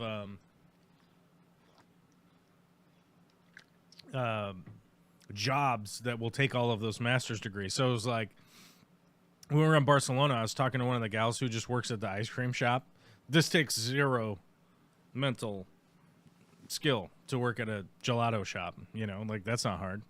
People tell you they want 2 scoops of pistachio. You put it in. Here you go. But she was very nice. She had her degree and everything. And she was like, yeah, I just work here 20 hours a week. And you're like, what is that? Is that good? And she's like, yeah, it's fine. And you're like, wait a minute. I was like, do you have any like lofty, what's the plan here? And she's like, well, I work enough to pay the bills and until I can find like a more professional job, then I'll go do the professional job. And you're like, motherfucker, there's so much less of that happening in the United States that I couldn't help but at least be a little enraged of how fucked up our country is. Still some more. Yes. But yeah, it's also like, one of our biggest problems is that our youth is overeducated. And you're like, what? That's not a problem. This is a good thing. Yep. This is a good thing. I know. Just keep moving forward. And you know, the reality is that like the country is definitely moving forward with like a lot of the agricultural projects. You know, they have a ton of aquaponics and hydroponic systems. They're making a lot of headway in bringing those systems into agricultural, like money-making endeavors, right? Like so commercial endeavors and whatnot. And I'm all for it. So it's like, guess what? The smart kids are trying to figure out like smarter ways to do things that the old timers used to do, right? And Right. waste less. You know, one of the huge things with aquaponics and hydroponics is that you waste a lot less water. So even just like from the standpoint of the resource of water itself, you're being far more economical with that, right? So that has to have some benefit down the line, right? Now, is that going to solve every issue ever under the sun? No, not necessarily, but it puts you in a better position. So why not do that? Whereas in the States, it's like just throw a bunch of chemicals at it and hope that you don't get cancer before you see a return on your investment. That also comes in the form of a subsidy also. So, right, you know, it's like you want to talk shit about the European countries because they're subsidizing their population, right? And you're like, yeah, we're subsidizing fucking missiles and submarines. Okay. Right. And the oil companies, like we talked about earlier, right, with the wind turbines. It's like we have representatives in our government that don't want to subsidize wind turbines, just because of the sake that they take subsidies to get into place. But how do you think the oil companies got there? They didn't get there, and they don't operate without subsidies. So I'm like, you know, once again, we're back having conversations with fucking stupid, you know, for lack of a better term, fucking retarded people that can't fucking wrap their brains around the fact that, like, you put a gallon of fuel in your car and you burn it, you have nothing left. Once it's burned, it's gone. It's literally up in smoke. You fucking dense morons, right? You know, and that's like going to be one of the biggest issues moving forward, is having to try and have conversations with people that like can't even see the forest for the trees, right? Like it's just it's a zero-sum argument that we're having with brain-dead idiots. I did see a recent report that 27% of the United States population would be considered illiterate. And I'm like, what the fuck? Probably accurate. So scary. It's unfortunate. They're able to read words, but they would be considered illiterate because their reading comprehension is so low, right? Right. And so it's like from the standpoint of like you think somebody's illiterate because they can't read anything, right? Like that's how it's sort of prescribed in U.S. culture, right? Like, oh, they wouldn't be able to read anything. And you're like, no, they're reading the words. They don't necessarily know what the fuck is going on, you know? Like they can read the word stop, if only because it's repeatedly written on signs wherever you go. Right. They have to understand it in some form just to get a driver's license. Right. But it's very few words, you know. Yep. I can see 35 on the side of the road. It says 35 down here on my LED lit up dash, right? You know what I mean? It's like we don't even have the speedometer that goes up and down anymore. Nowadays it prints the number at you so you can go, oh, 6'9" or 6'7", sorry. Mm-hmm. Sorry, 6'7". It used to be 69 because it's you invert two humans, they would be mouthing each other's genitals, you know, which I don't know if anybody out there in the listening audience has experienced that. It's quite enjoyable. Although I was informed by my spouse the other day, I don't do that anymore.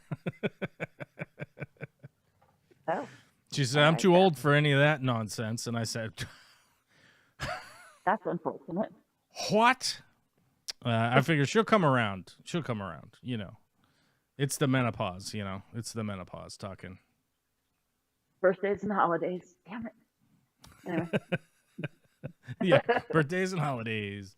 Yeah, but it's not even, you know. My kid's around for my birthday, and my kid's around for the holidays, so it's not even that anymore. Scotland rules. I've yet to go to Scotland. I haven't been to Scotland. I would say a good 80% of Scottish people I've gotten along with. I would say maybe 90%. Maybe it's 1 out of 10 are unruly cunts. But yeah, and I mean, the Scottish countryside doesn't lead me to necessarily like, oh wow, I really gotta go. You know what I'm saying? Lots of hills, with grass and a lot of foggy, drizzly weather. I'm like, I got that here, bro. Like I got that.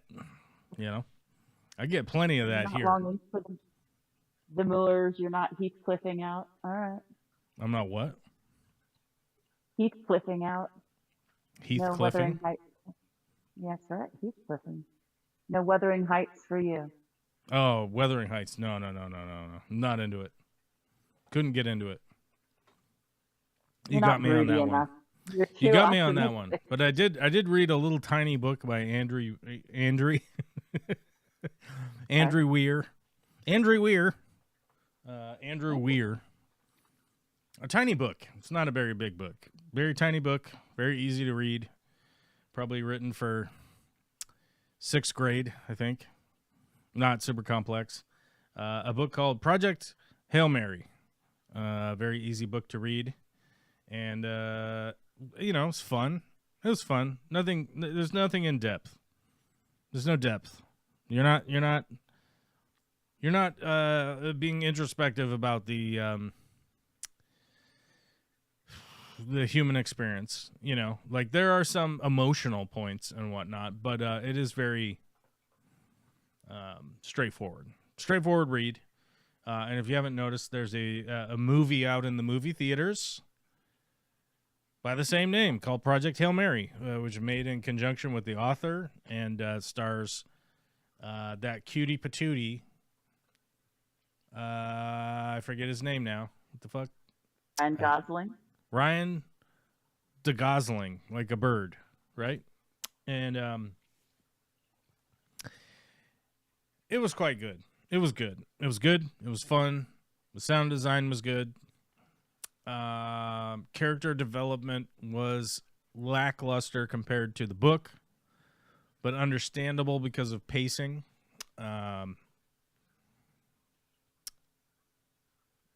They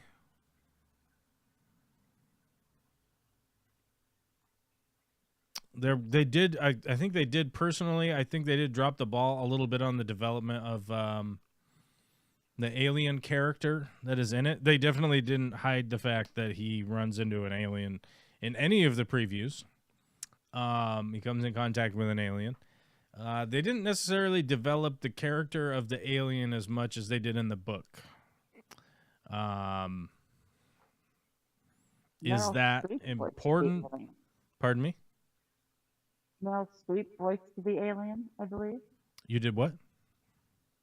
Said Meryl Streep was the voice for the alien, I believe. The alien makes like piano noises.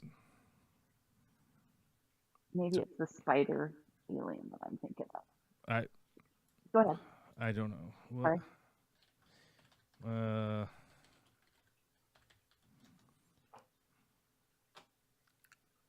No, it gives you the flying squirrel. Hold on. He calls him Rocky, so I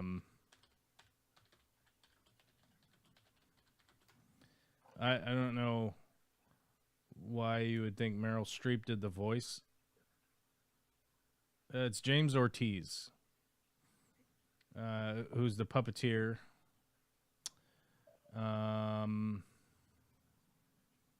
He's also the voice actor. But the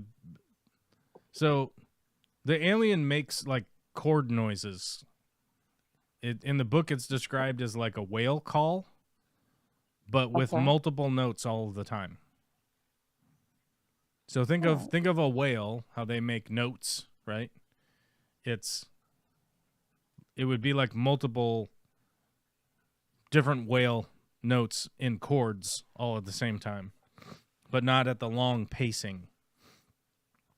If you read the book, or if you read the audiobook, it has the sounds in there.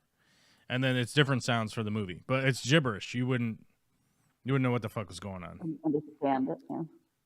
No. Eventually the character starts to understand some of it. Because it's audible. Like, he can hear it. And eventually he starts to figure out some of the things that the alien repeats. Does that make sense? Like, he starts to figure out, like, yes and no, right? Shit like that. But he uses a computer program to, like, basically have, like, a Siri voice talk, translated into English. Yeah. Right. Yeah. So quite a good film. And Captain Win-Win says, back to the title, this actually does... This connects with the title. This connects with the title of the stream here, because in Project Hail Mary, all of the governments of the world have to. What do they have to do? They all have to work together to launch the Project Hail Mary into space to try and save the entirety of the planet. And I believe the inspiration from this came from the Ronald Reagan quote about aliens attacking the planet. Let me find it. Ronald Reagan aliens quote. Here it is.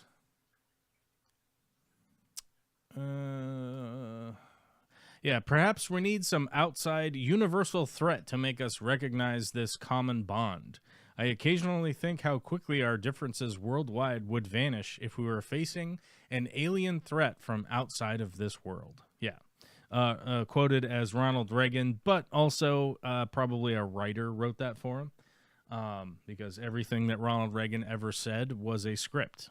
It's fucking insane. It's fucking absurd how much that guy was fed scripts, and that was the reason why he was elected president. Actually, as quoted to me by one of the Fish fam one day, as they were trying to tell me how much of a baller Ronald Reagan was because of the it happened it happened live on TV thing, where if you see Ronald Reagan giving the speech and a balloon pops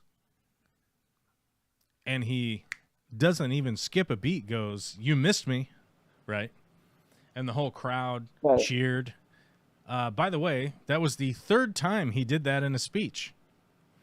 Strangely enough, at the exact same spot in the speech, a balloon pops, and the third time he had figured out the timing and gotten it just correct.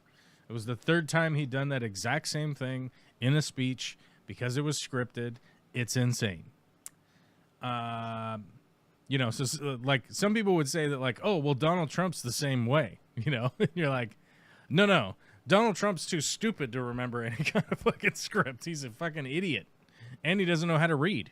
If you watch him on the teleprompter, he's worse than I am when I'm reading a fucking goddamn live stream. They saved the airports, the ramparts, the whatever they had to do. And we discovered a... What's that? That was his thing today. We discovered a...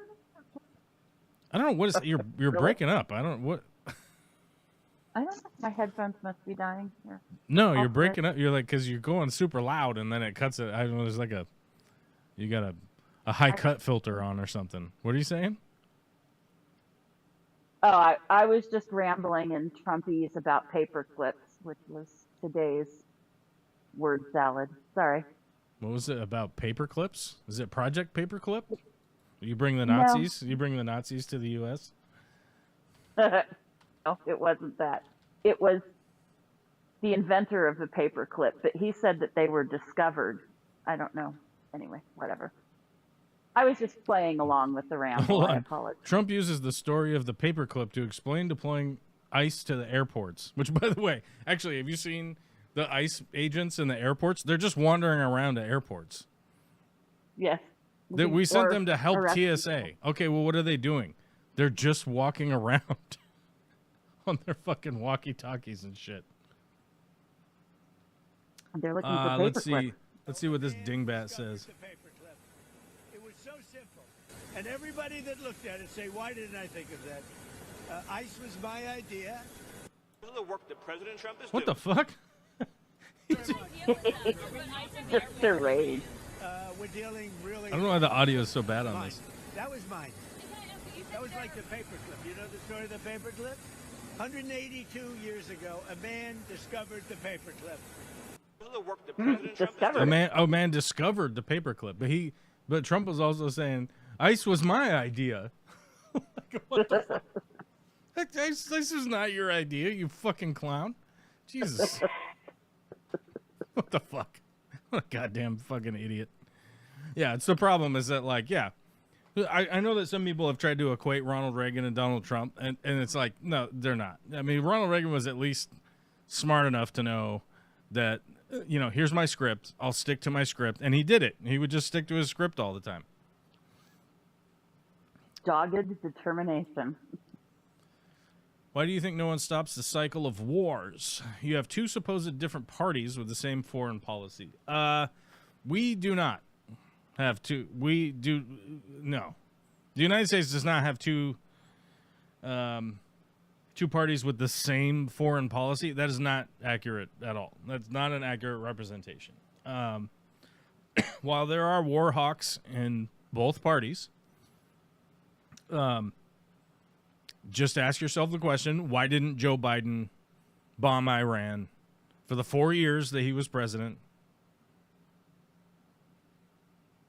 Why not? Why did Trump do a missile strike on Soleimani when he was in Iraq? Right? These are two different fucking things. And Joe Biden, by the way, is 1,000 fucking years old. Has ties to a ton of the war hawks on both sides. Okay, for some reason he managed to figure out diplomatically how to start bringing down inflation, bringing down fuel cost, bringing down our overall cost of living. Made some of the biggest investments in infrastructure in the United States history. Since Trump has been in office, they have attempted to turn over all of that, right? Just for the sake of shit pissing their pants, right? Like, that's the only reason they're doing it. And it's clearly to obfuscate from all of the other shit that's going on. The idea that, well, we'll just start a war because of all the prices that are so high.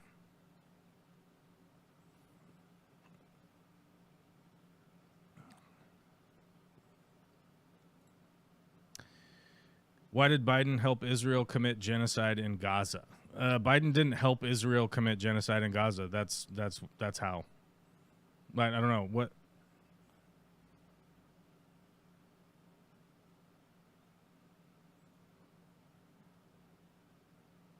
And our infrastructure isn't foreign policy. Okay.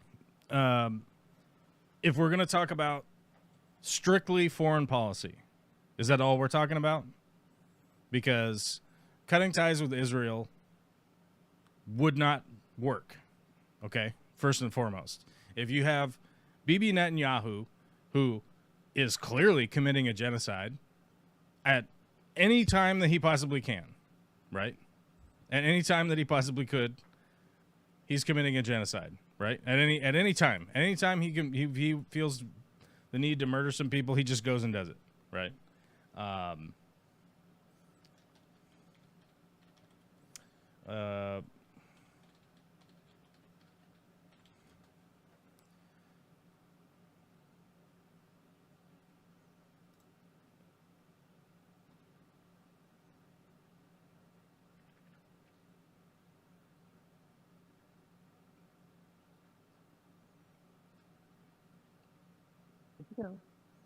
What's that?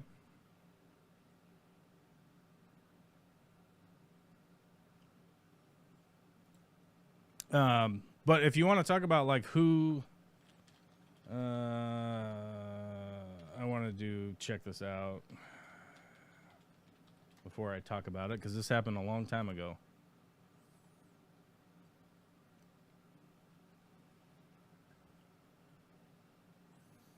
So Israel's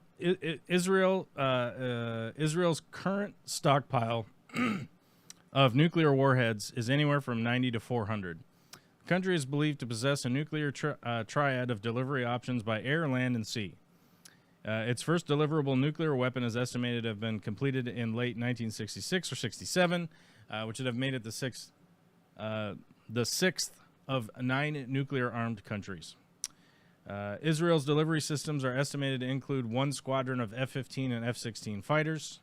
Also, Israel has not signed the Treaty on the Non-Proliferation of Nuclear Weapons, despite the United Nations General Assembly pressure to do so. Where and when? Here it is.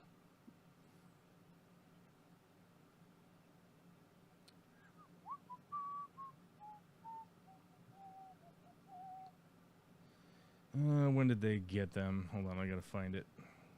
So we gotta go all the way back to the 50s, which is not helpful. Kennedy and Ben Gurion, that's right.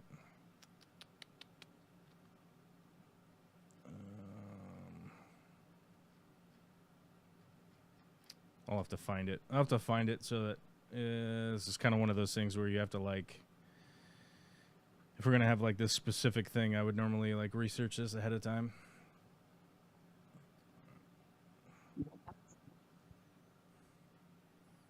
Yeah, Ben Gurion is the guy who got the December 21st in 1960 announced that the Knesset, that the government was building a 24-megawatt reactor which will serve the needs of the industry, agriculture, health, and science, and that it is designed exclusively for peaceful purposes. Nope.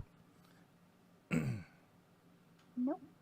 Weapons production. January 1969, that Israel had decided to embark on a crash course program to produce a nuclear weapon. Okay, so who facilitated that? Because we got to scroll back up here, and it's John F. Kennedy was fighting against him from doing it. Then met him in 1961 and decided to say that it was okay. And Kennedy wanted to put continuous pressure on Israel to open the plant to American inspection. And then, John, as you well know, John F. Kennedy was shot in the head a couple of years later. And they kept trying to fight for that, but by 1969, they'd already produced some nuclear warheads. So it's already beyond what you would want to be able to do if you're negotiating with a foreign country, right? Because they're one of the few nuclear powers. Since then, in the 80s and 90s, I have to keep going down to eventually till I get to the 80s and 90s.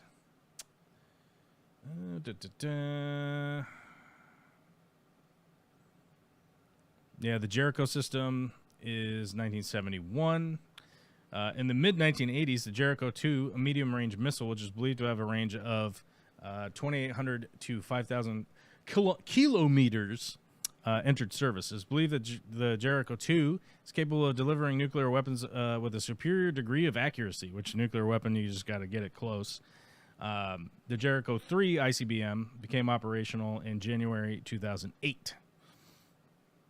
So I'm wondering who sold them these Jericho missiles. All right, like when did this go in? And when in the early 2000s, when we were investing in Israel to do what? Counterterrorism in the United States with the Bush administration? Like, who really solidified the defense systems in Israel, right? Has very little to do with the Democrats.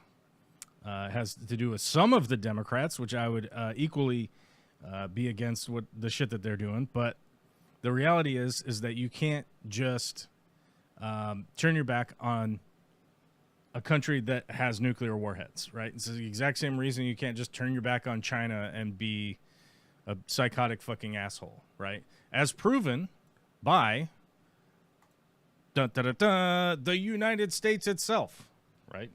The United States will happily, as a whole, do these insane fucking military operations like abducting the head of the leader of Venezuela, right? Because Venezuela doesn't have any fucking nukes, right? If people wanted to know what my what my resolution for the Israeli-Palestinian conflict is, people get really mad when I bring this up. Either Israel needs to pay back our investment into them, which they'll never do. They wouldn't be able to do that.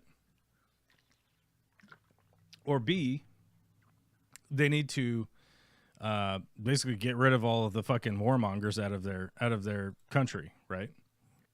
But if they don't do that, you just annex Israel, make it a U.S. territory. Now it has to operate under our rules of engagement, right? That would never fly. What's that? I said that would never fly. And how would we be able to do that since it's a religious state under the separation of church and state? All right. It would just become one of our territories, just like Puerto Rico is, just like Guam is, just like what are our other territories? Virgin Islands. We used to the Philippines used to be a territory.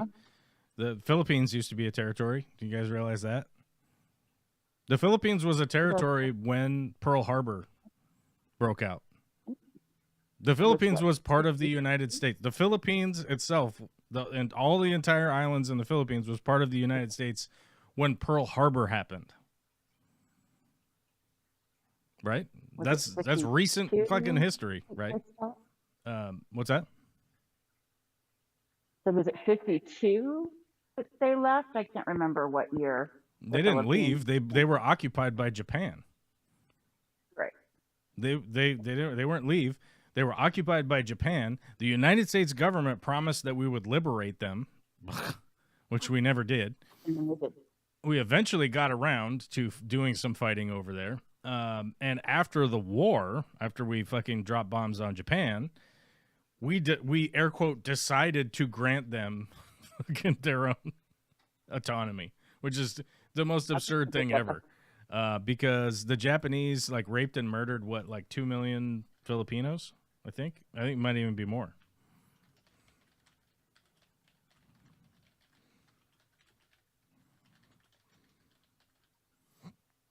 Let's get a summary on that real quick.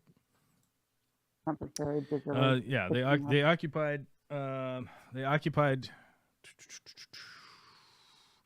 Yeah, they invaded the Philippines on December 8th, 1941, 10 hours after the attack on Pearl Harbor.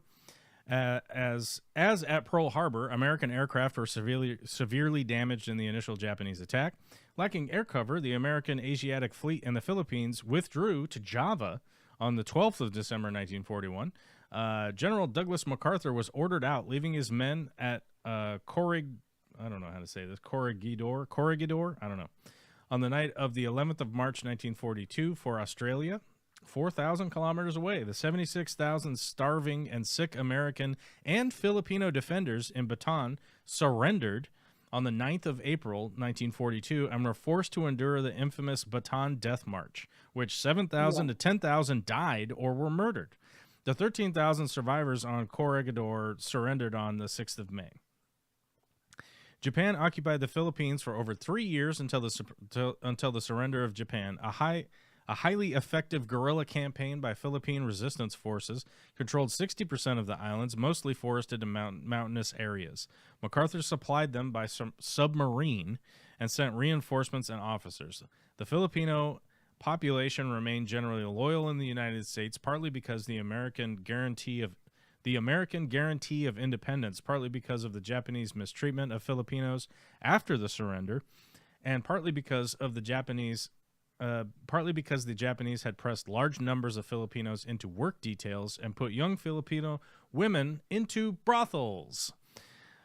General MacArthur kept his promise to return to the Philippines on the 20th of October, 1944. Late. Yeah, 3 fucking years late. The landings on the island of Liet were accompanied by a force of 700 vessels and 174,000 men. The initial Liet landing was followed by landings on Mindoro, Luzon, and Mindanao. During the campaign, the Imperial Japanese Army conducted a suicidal defense of the islands. Cities such as Manila were reduced to rubble. Around 500,000 Filipinos died during just that portion of the occupation.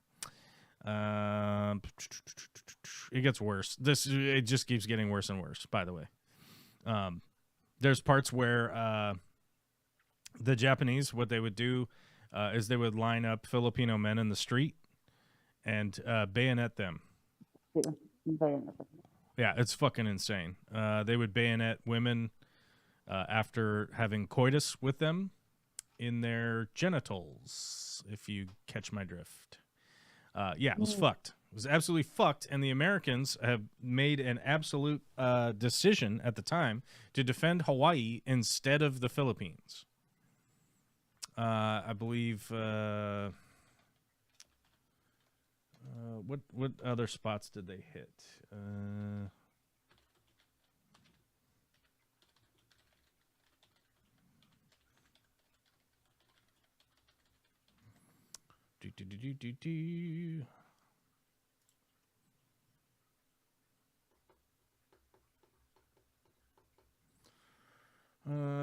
Where else did they hit? I don't know. Wherever else they hit, there was like 5 different locations, and the White House at the time decided that Hawaii was the most crucial,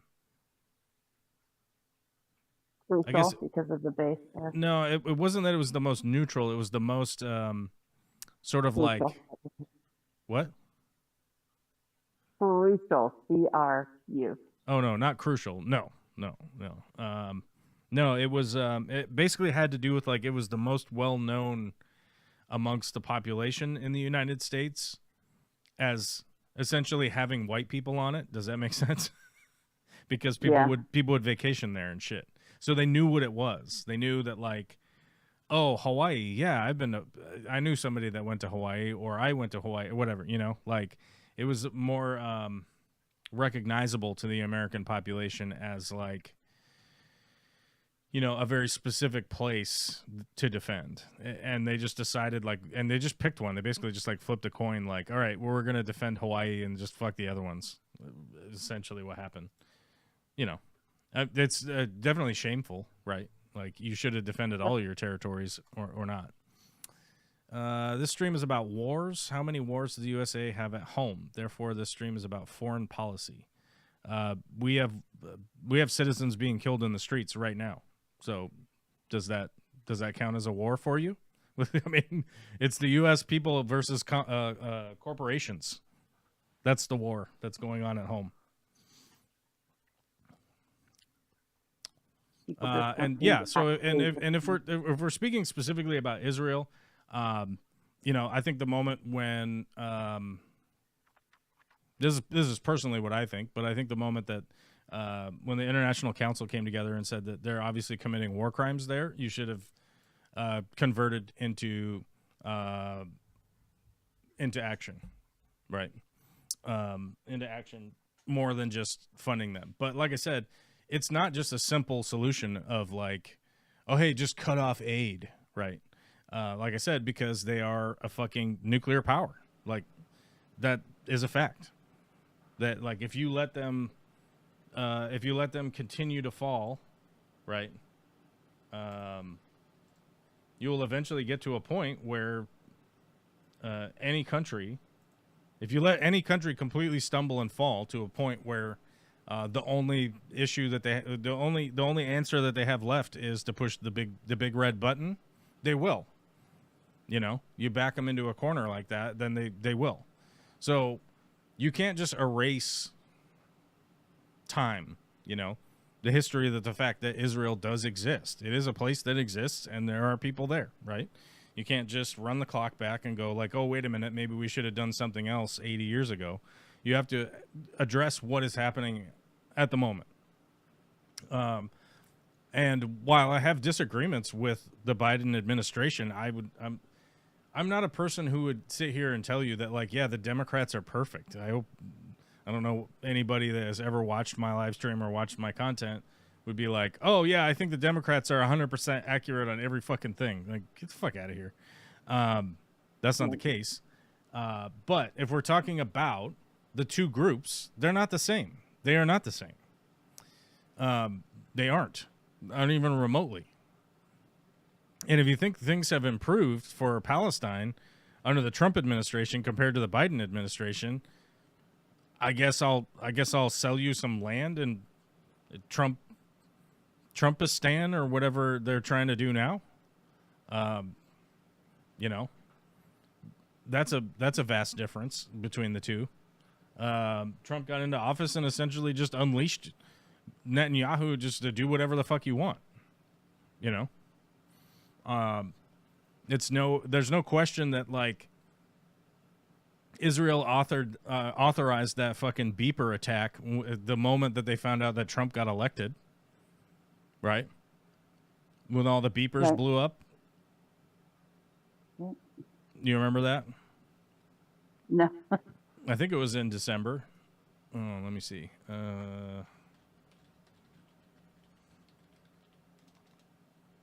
In Lebanon.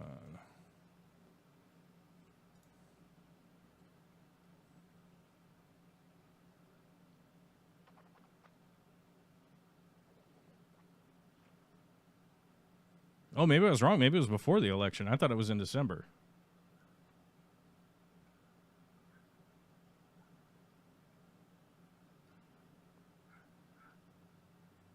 Well, the dogs are going crazy. Uh-oh.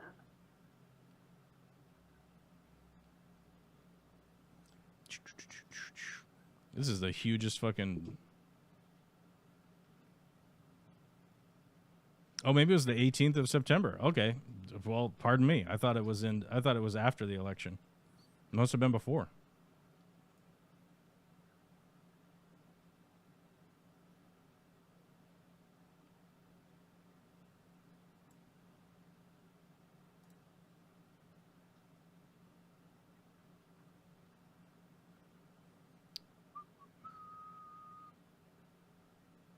Well, they did it on 2 days, 17th and 18th of September.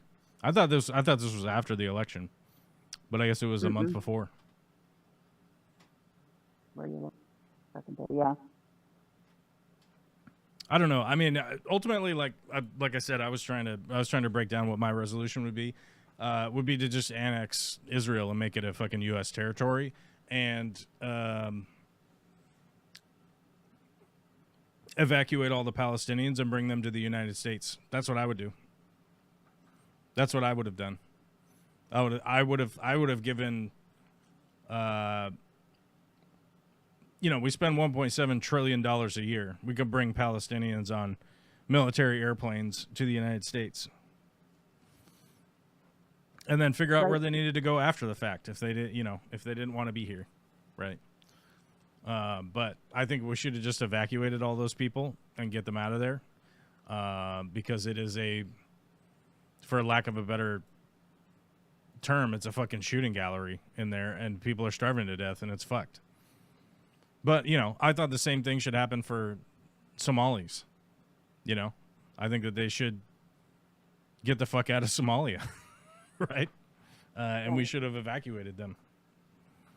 At the very least, until you could figure out what the fuck was going on. Right.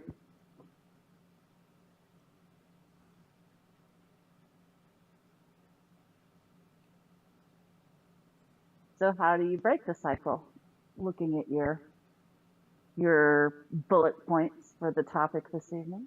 Oh, well, I mean, obviously, like, ultimately my point, before we get, like, fucking sidetracked on this stupid fucking Israel bullshit, the reality to me is that, like, I don't care about the history of Israel and whatnot, and the bigger point to that is that I don't give a fuck about your stupid religions, okay? And this is all, like, religious warfare. Okay, so, like, the very first step is that you need a fucking secular government, period, end of fucking story. You need to get the religious teachings out of your fucking schools. You need to get secular leadership, and democracy needs to be the main thing that you're focusing on. But you can't just immediately do all of that stuff with certain groups, right? Like, you can't just tell all the Jews, like, don't be Jews anymore, right? But we're $39 trillion in debt, and we have nothing to fucking show for it as a people. There's 350 million people in the United States, and we ain't got shit to show for 39 trillion in debt. Hold on, we got to do the math here. 39 trillion. Let's go conservative. 340 million.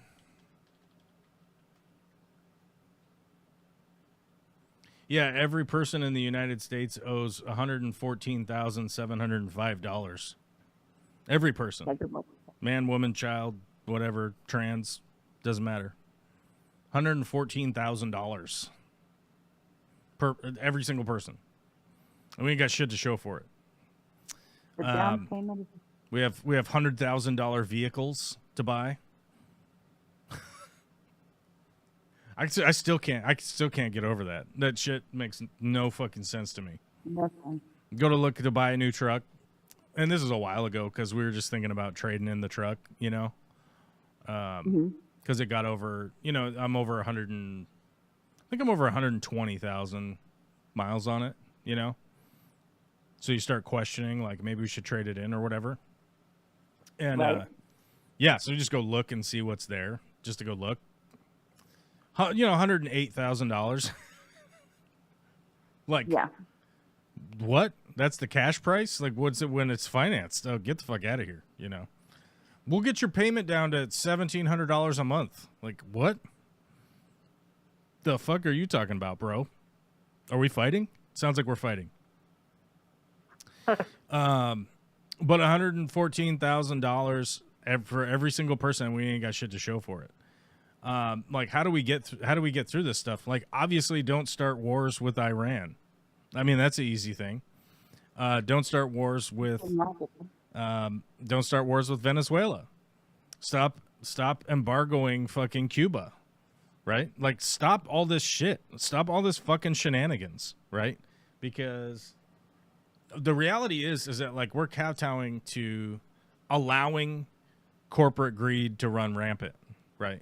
Like, that's ultimately, like, the bigger picture type situation that we have going on right now. And if we're to talk about, like, what Trump is up to, it's so that he can get all of the fucking money that he can out of the corporate dealings, right?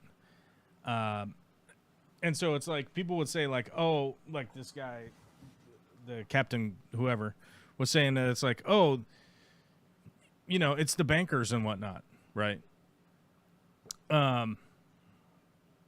Okay. Let's say that it is the bankers.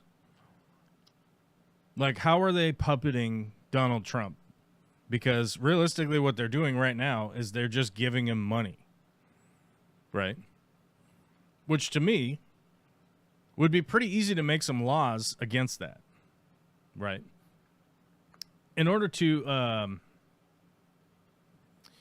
to get past that, how are we going to be able to implement any laws that would be effective? Well, we're going to need people to fucking vote. Like, people in the United States have been convinced for decades now that voting isn't important. And my reasoning is that it's to argue against people like Captain Wynn that, like, the Biden administration is the exact same as the Trump administration. They're the same, right?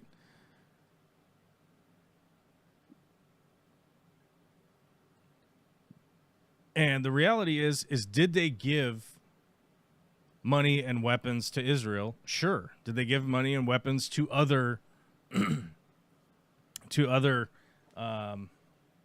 countries? Yes. How much did they give to Ukraine for the defense of Ukraine? Right? $300 billion? Kind of different than $20 billion. Planned weapons sale, to Israel, right? And so you go like, oh, these are obviously these are the same. Like, okay, so we cut off helping Ukraine. We put tariffs on every fucking country around the world to disrupt all trade. Does that foreign policy look the same as Biden's? The foreign policy of put tariffs randomly, like issued tariffs, like constructed from Grok. Does it look the same as allowing Elon Musk to come in with his fucking goon squad to download all of our private information off of every server in all of our government installations? Does that look the same? Does it look the same as Jared Kushner being one of the leading diplomats in fucking Israel? Does that look the same? Did Joe Biden appoint his son-in-law to go do that kind of shit? I know that there's an argument that Hunter Biden was on boards. Sure, like Hunter Biden was on boards. Is that appropriate? Probably not that appropriate, realistically. But he had been on boards before, and other countries were hoping to get some influence, and there's zero evidence that any of that panned out. But it's pretty clear that Donald Trump is obviously making money off of Jared Kushner being out in the Middle East. He's posting memes about bombing fucking Gaza and turning it into Trumpistan because, I forget what the quote is, but like it's beautiful land with these beautiful beaches. Oceanfront property, right? Wasn't it oceanfront property? You want to make a resort of the West Bank. Oh. And by the way, like, what administration moved the what do you call it?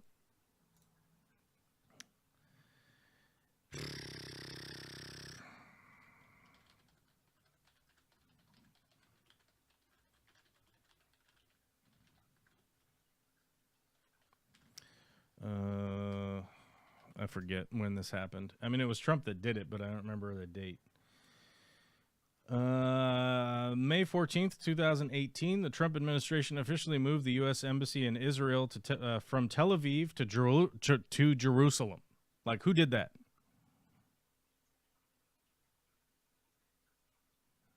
That was Trump, wasn't it? Yeah. In the first admin. Yeah, Trump did that. And, you know, like, I would like to have that person, like, on the phone so that we could actually just talk about one specific thing instead of having, like, the long string of comments to try and respond to. Yeah. And also, it's like the last president to say no to Israel was Reagan. Like, that's factually inaccurate. Like, Reagan did not say no to Israel. Where do you think they got the missile system to launch their fucking warheads?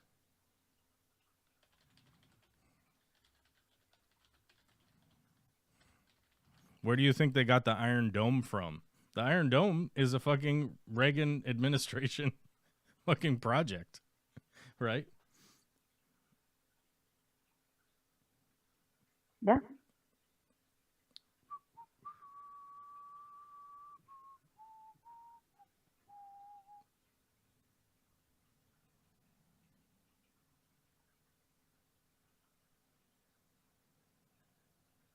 Yeah, that's the thing, is that, like, the last U.S. president to say no was the Lebanon war pressure. So Ronald Reagan, the only thing that he did was he halted the shipment of cluster shell ammunition to Israel and delayed the transfer of F-16 and F-15 fighter jets. Fast forward to 3 months later, despite tensions, the administration authorized substantial military aid, including providing over $600 million in 1982, by the way, in credits and the potential for purchasing 15 F-15s, as noted. In 1983, a joint political military committee was established to enhance U.S.-Israel cooperation, specifically looking at prepositioning of equipment and joint military readiness, says the Center of Israel Education. Yeah, it's like he said no once to cluster bombs as a delay because they were already bombing fucking Lebanon, right? And it's like, no, he didn't say no. And he just turned around and was like, oh, yeah, okay, we're back in it, right? This is also the guy who brought you the Iran-Contra. Like, who the fuck do you think supplied Iran with the fucking weapons? The same administration. Ollie North. Yep.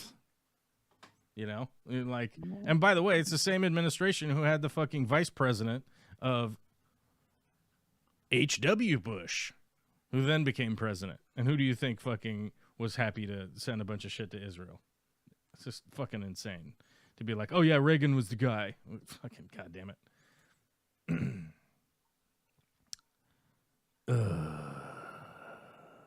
Stay long enough to argue the point. No, well, he had to go to bed. I mean, I get it. It's if he's in Scotland, it's like fucking 2 a.m. or right, 1 a.m. Yeah, here it is. Following the start of the war, Israel sought permission from the United States to sell to Iran necessary American-made military equipment.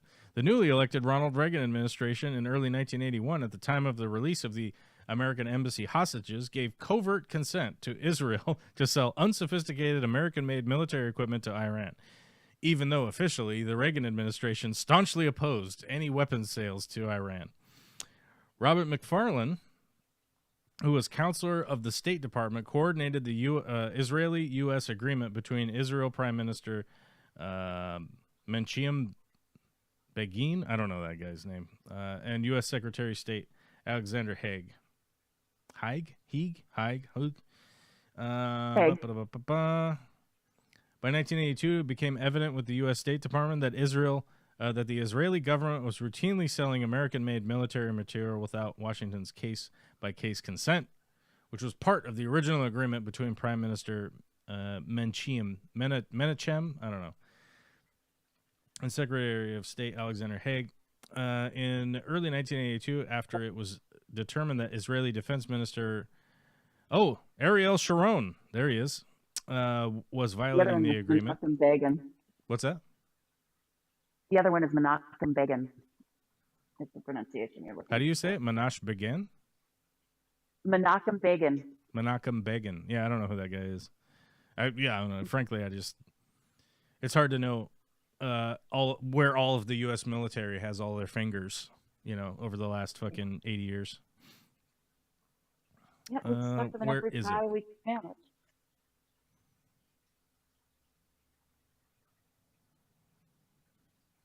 Yeah, here it is.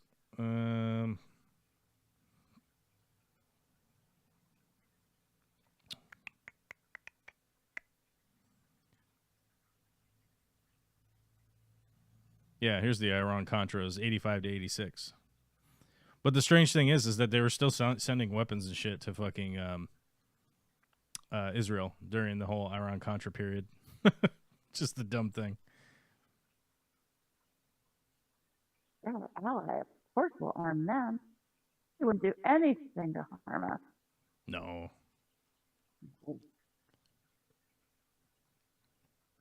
But that's the crazier part of it is that the whole reason that they were I wish I could turn Wikipedia to fucking dark mode and it stay on dark mode. Where the hell is dark mode in here?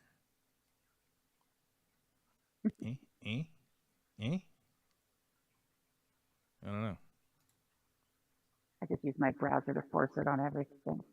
It's forced on everything, but like Wikipedia somehow, like I don't know if I delete cookies or something and it like gets it. Usually if you just refresh, but I don't know. Oh, I don't want to edit. What the fuck is the dark mode? Dark mode. I don't know. They moved it, and I can't find it anymore. Oh, shit, I found it. The moment I gave up. Boom, there it is. Okay. Oh, fuck. Dark mode. So much easier for me to read the dark mode than the fucking super bright ass goddamn monitor. Yeah. All right, there we go. But either way, we're not even reading it anymore. It was just starting to bug my eyes. You no longer watch that if you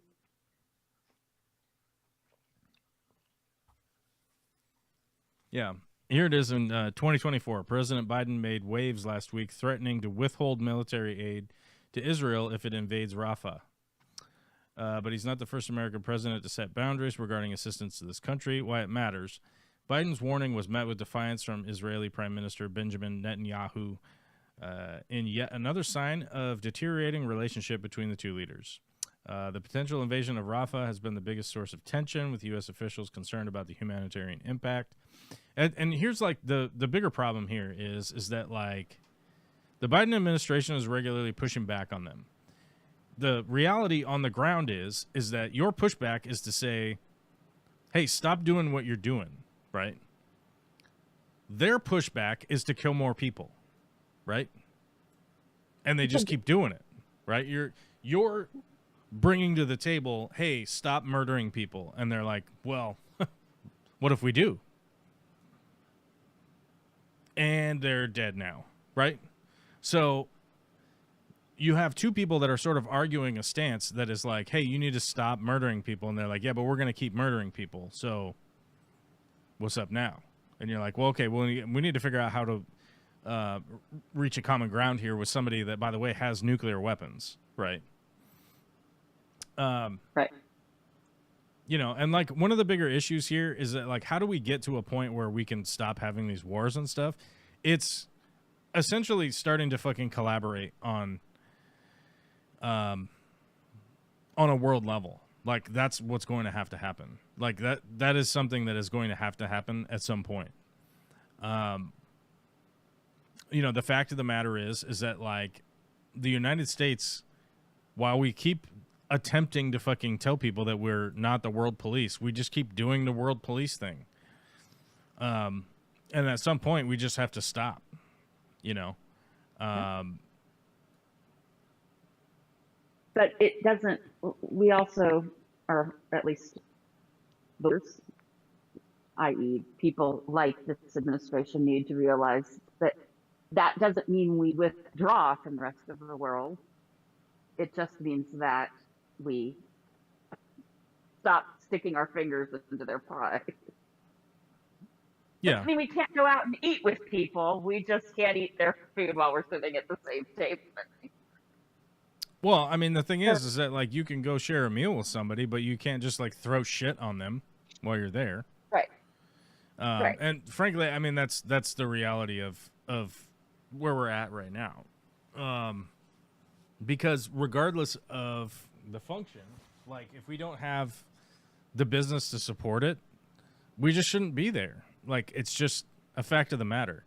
Like we have a standard for everyone else in the world to just accept that we have a military installation in their country, which is like profoundly absurd in this country. You'd be like, oh, that over there, that's the Taiwanese fucking military base. Why is there a military base here? Well, they want to make sure we don't fuck around. You know, like that doesn't happen here. Right. But we're just like asking the world to accept us to do that, right? But I would say fundamentally, like the spot where we need to start, like as Americans, because we are, right? And the thing is, like I was saying earlier, like the Trump administration was running on this whole America First platform. They were actually running on Project 2025, but they were telling you that they were America First. Like the things that they told you, I agree with, right? They had no intention to do any of the things that they told you. That's the bigger part of the issue here, is that you want to do America First. You want to bring manufacturing back to the United States. Okay. You have to build manufacturing in order for it to exist, right?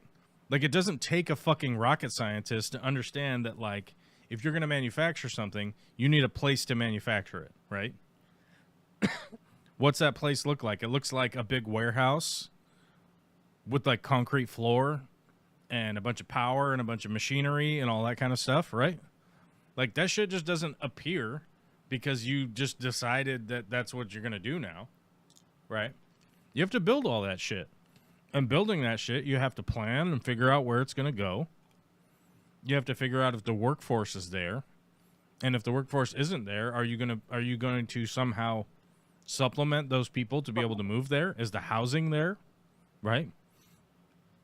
Like, the Biden administration, for all of its faults, like, one of the things that they were doing is they brought manufacturing back to, was it Minnesota? Where was the...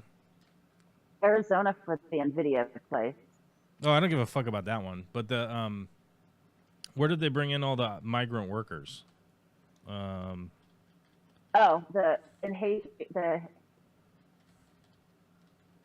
think it was Minnesota, and then there was another in, I want to say, Ohio. I think it was Ohio.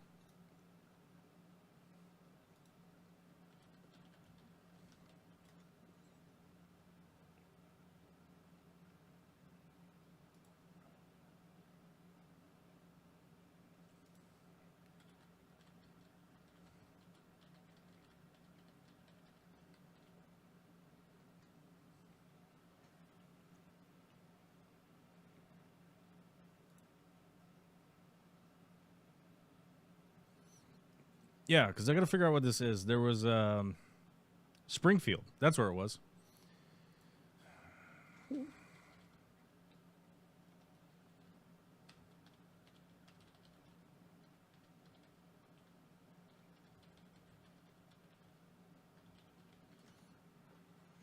So, like, this is a perfect example of whether I agree with this or not.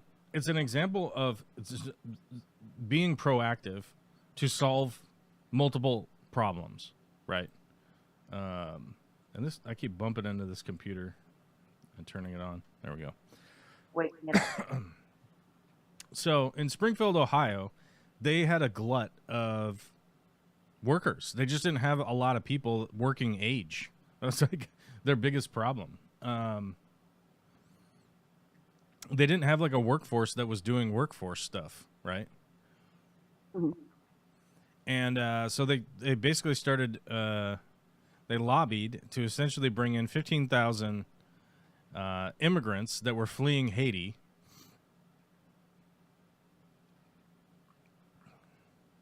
And there were legal pathways for the Haitian immigrants to enter the United States, and these programs were expanded and streamlined. And here's a perfect example of, like, these people wanted to get out of Haiti. Springfield needed workers. And the study was already done, right? The local government was on board.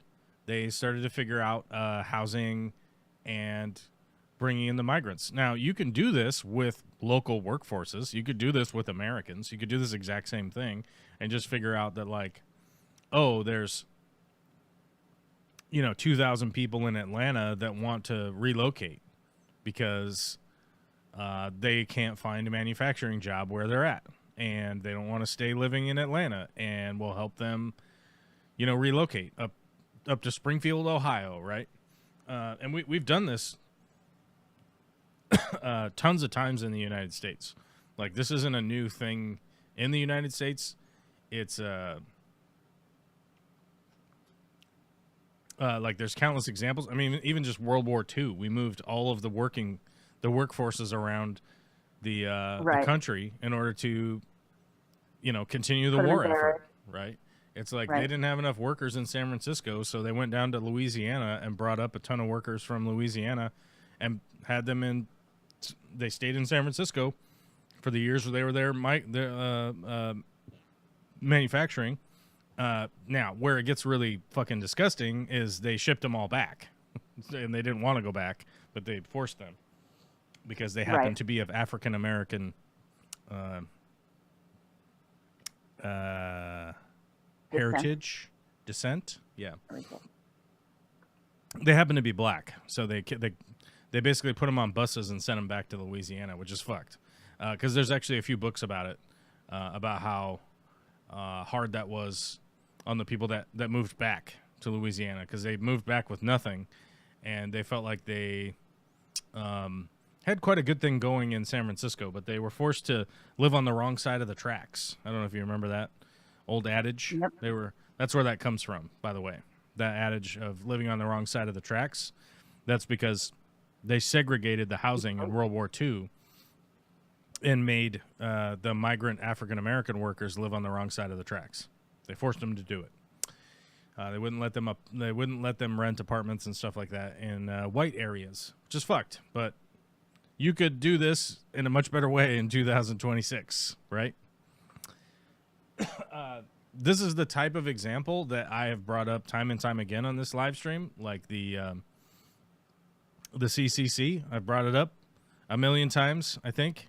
I think I even have it. I think I even have it saved as an overlay. Maybe I don't. Oh shit, I do.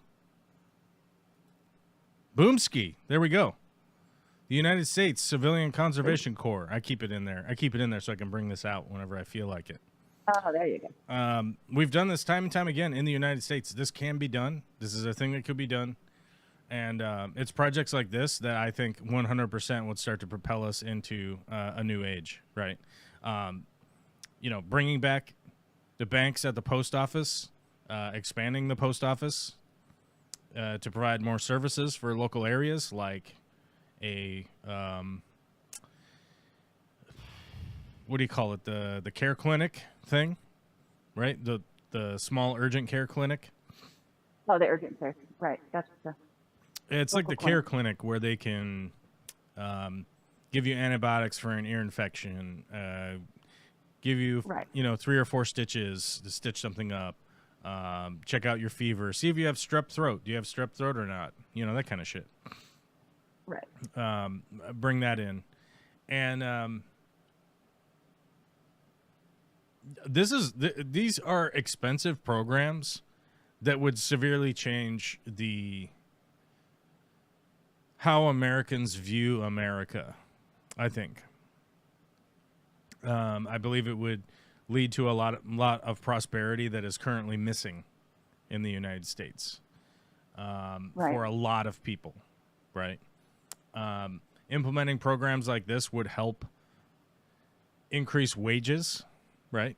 Because no one is going to allow the U.S. government to hire these workforces or move these workforces around for $3 an hour, we have prevailing wages on the books. We know how much minimum wage should have grown over the decades. The number is disgusting when you go look up historically how much was minimum wage in 1974 in today's dollars. Should we go look that up? Right. We're gonna be fucked, right? It's going to not make us happy at all. 1974 in today's dollars.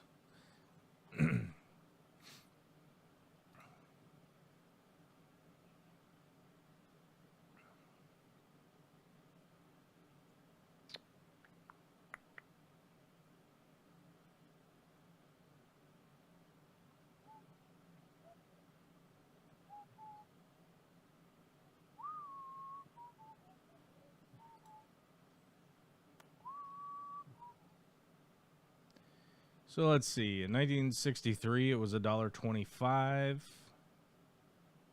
1974. What did I say? 1974. They raised it to $2. So. Ooh.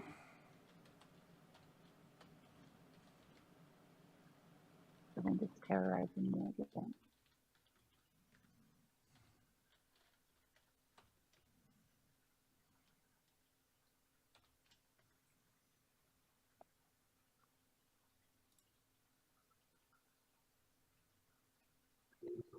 Make it stop. What's that? The wind is terrorizing me again. The what is terrorizing you? The wind. It's terrorizing me again. Oh, it's just like windy as fuck up there. And my turbine is going off, so I can hear my woke wind system. Your woke wind, bro. Sorry. It's pretty funny. Oh my god, look at this inflation table. Oh my god. Oh, dear. That hurt.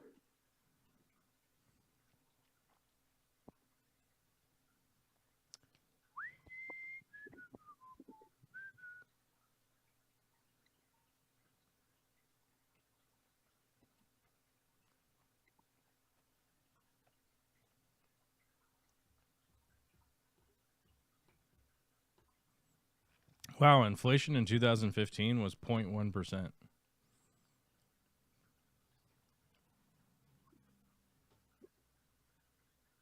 That seems a long time. Okay, so here we go. $1 in 1968 is the equivalent of $6.9 in 2016. What the fuck? We're traveling back in time. Again. Well, I'm going off the tables that exist. Okay, that makes sense. Sorry. Because the table exists in 1968 because it was changing. So if you're making $1.60 in 1968, and it's worth that $6.90, so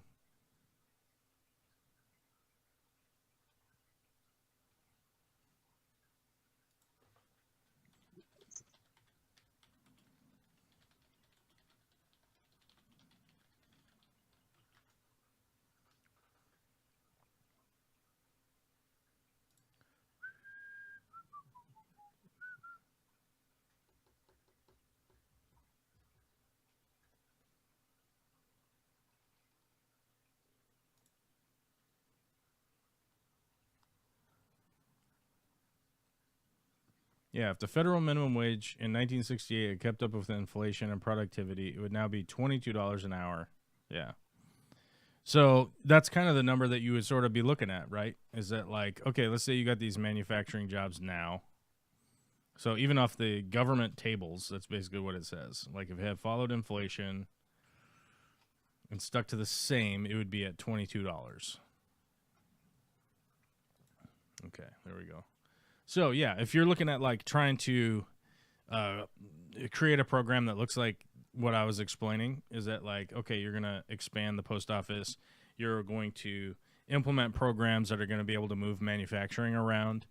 And the ability to move manufacturing around is going to have to come along with some kind of subsidy to build manufacturing, right? Just the hope that... Just the hope that private corporations will start doing it is not. Hope is not a policy, right? It's not a policy prescription. And so, if you're looking to do that kind of stuff, then you're looking at, somebody that, like, let's stay with the adage of Atlanta, just because I was the random city that I thought about. Okay. Oh shit! I got my plumber calling. They probably want money. So if we're kind of looking at like this type of program, right, and implementing a program like this, then you need to build all this infrastructure. You need money. You need the willpower to do it, right? You need the will to get it done, right? And you also need the policies in order to do all of this stuff. And once again, like I don't think we're able to get there unless we can actively implement any of these programs. And I just, it's not going to happen under the Trump administration because we're just going to keep blowing people up because they think it's funny. Right.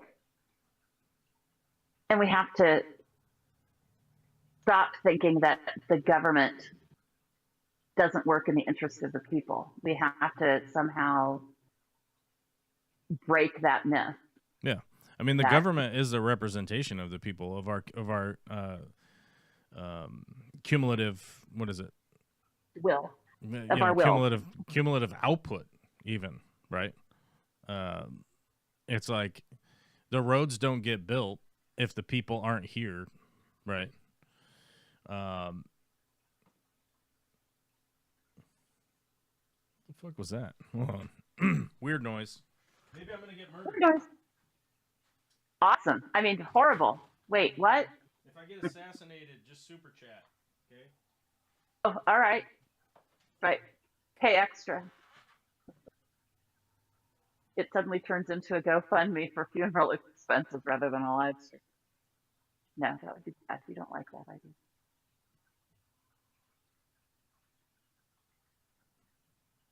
Okay, let me speak for myself. I don't know what it was. It was something.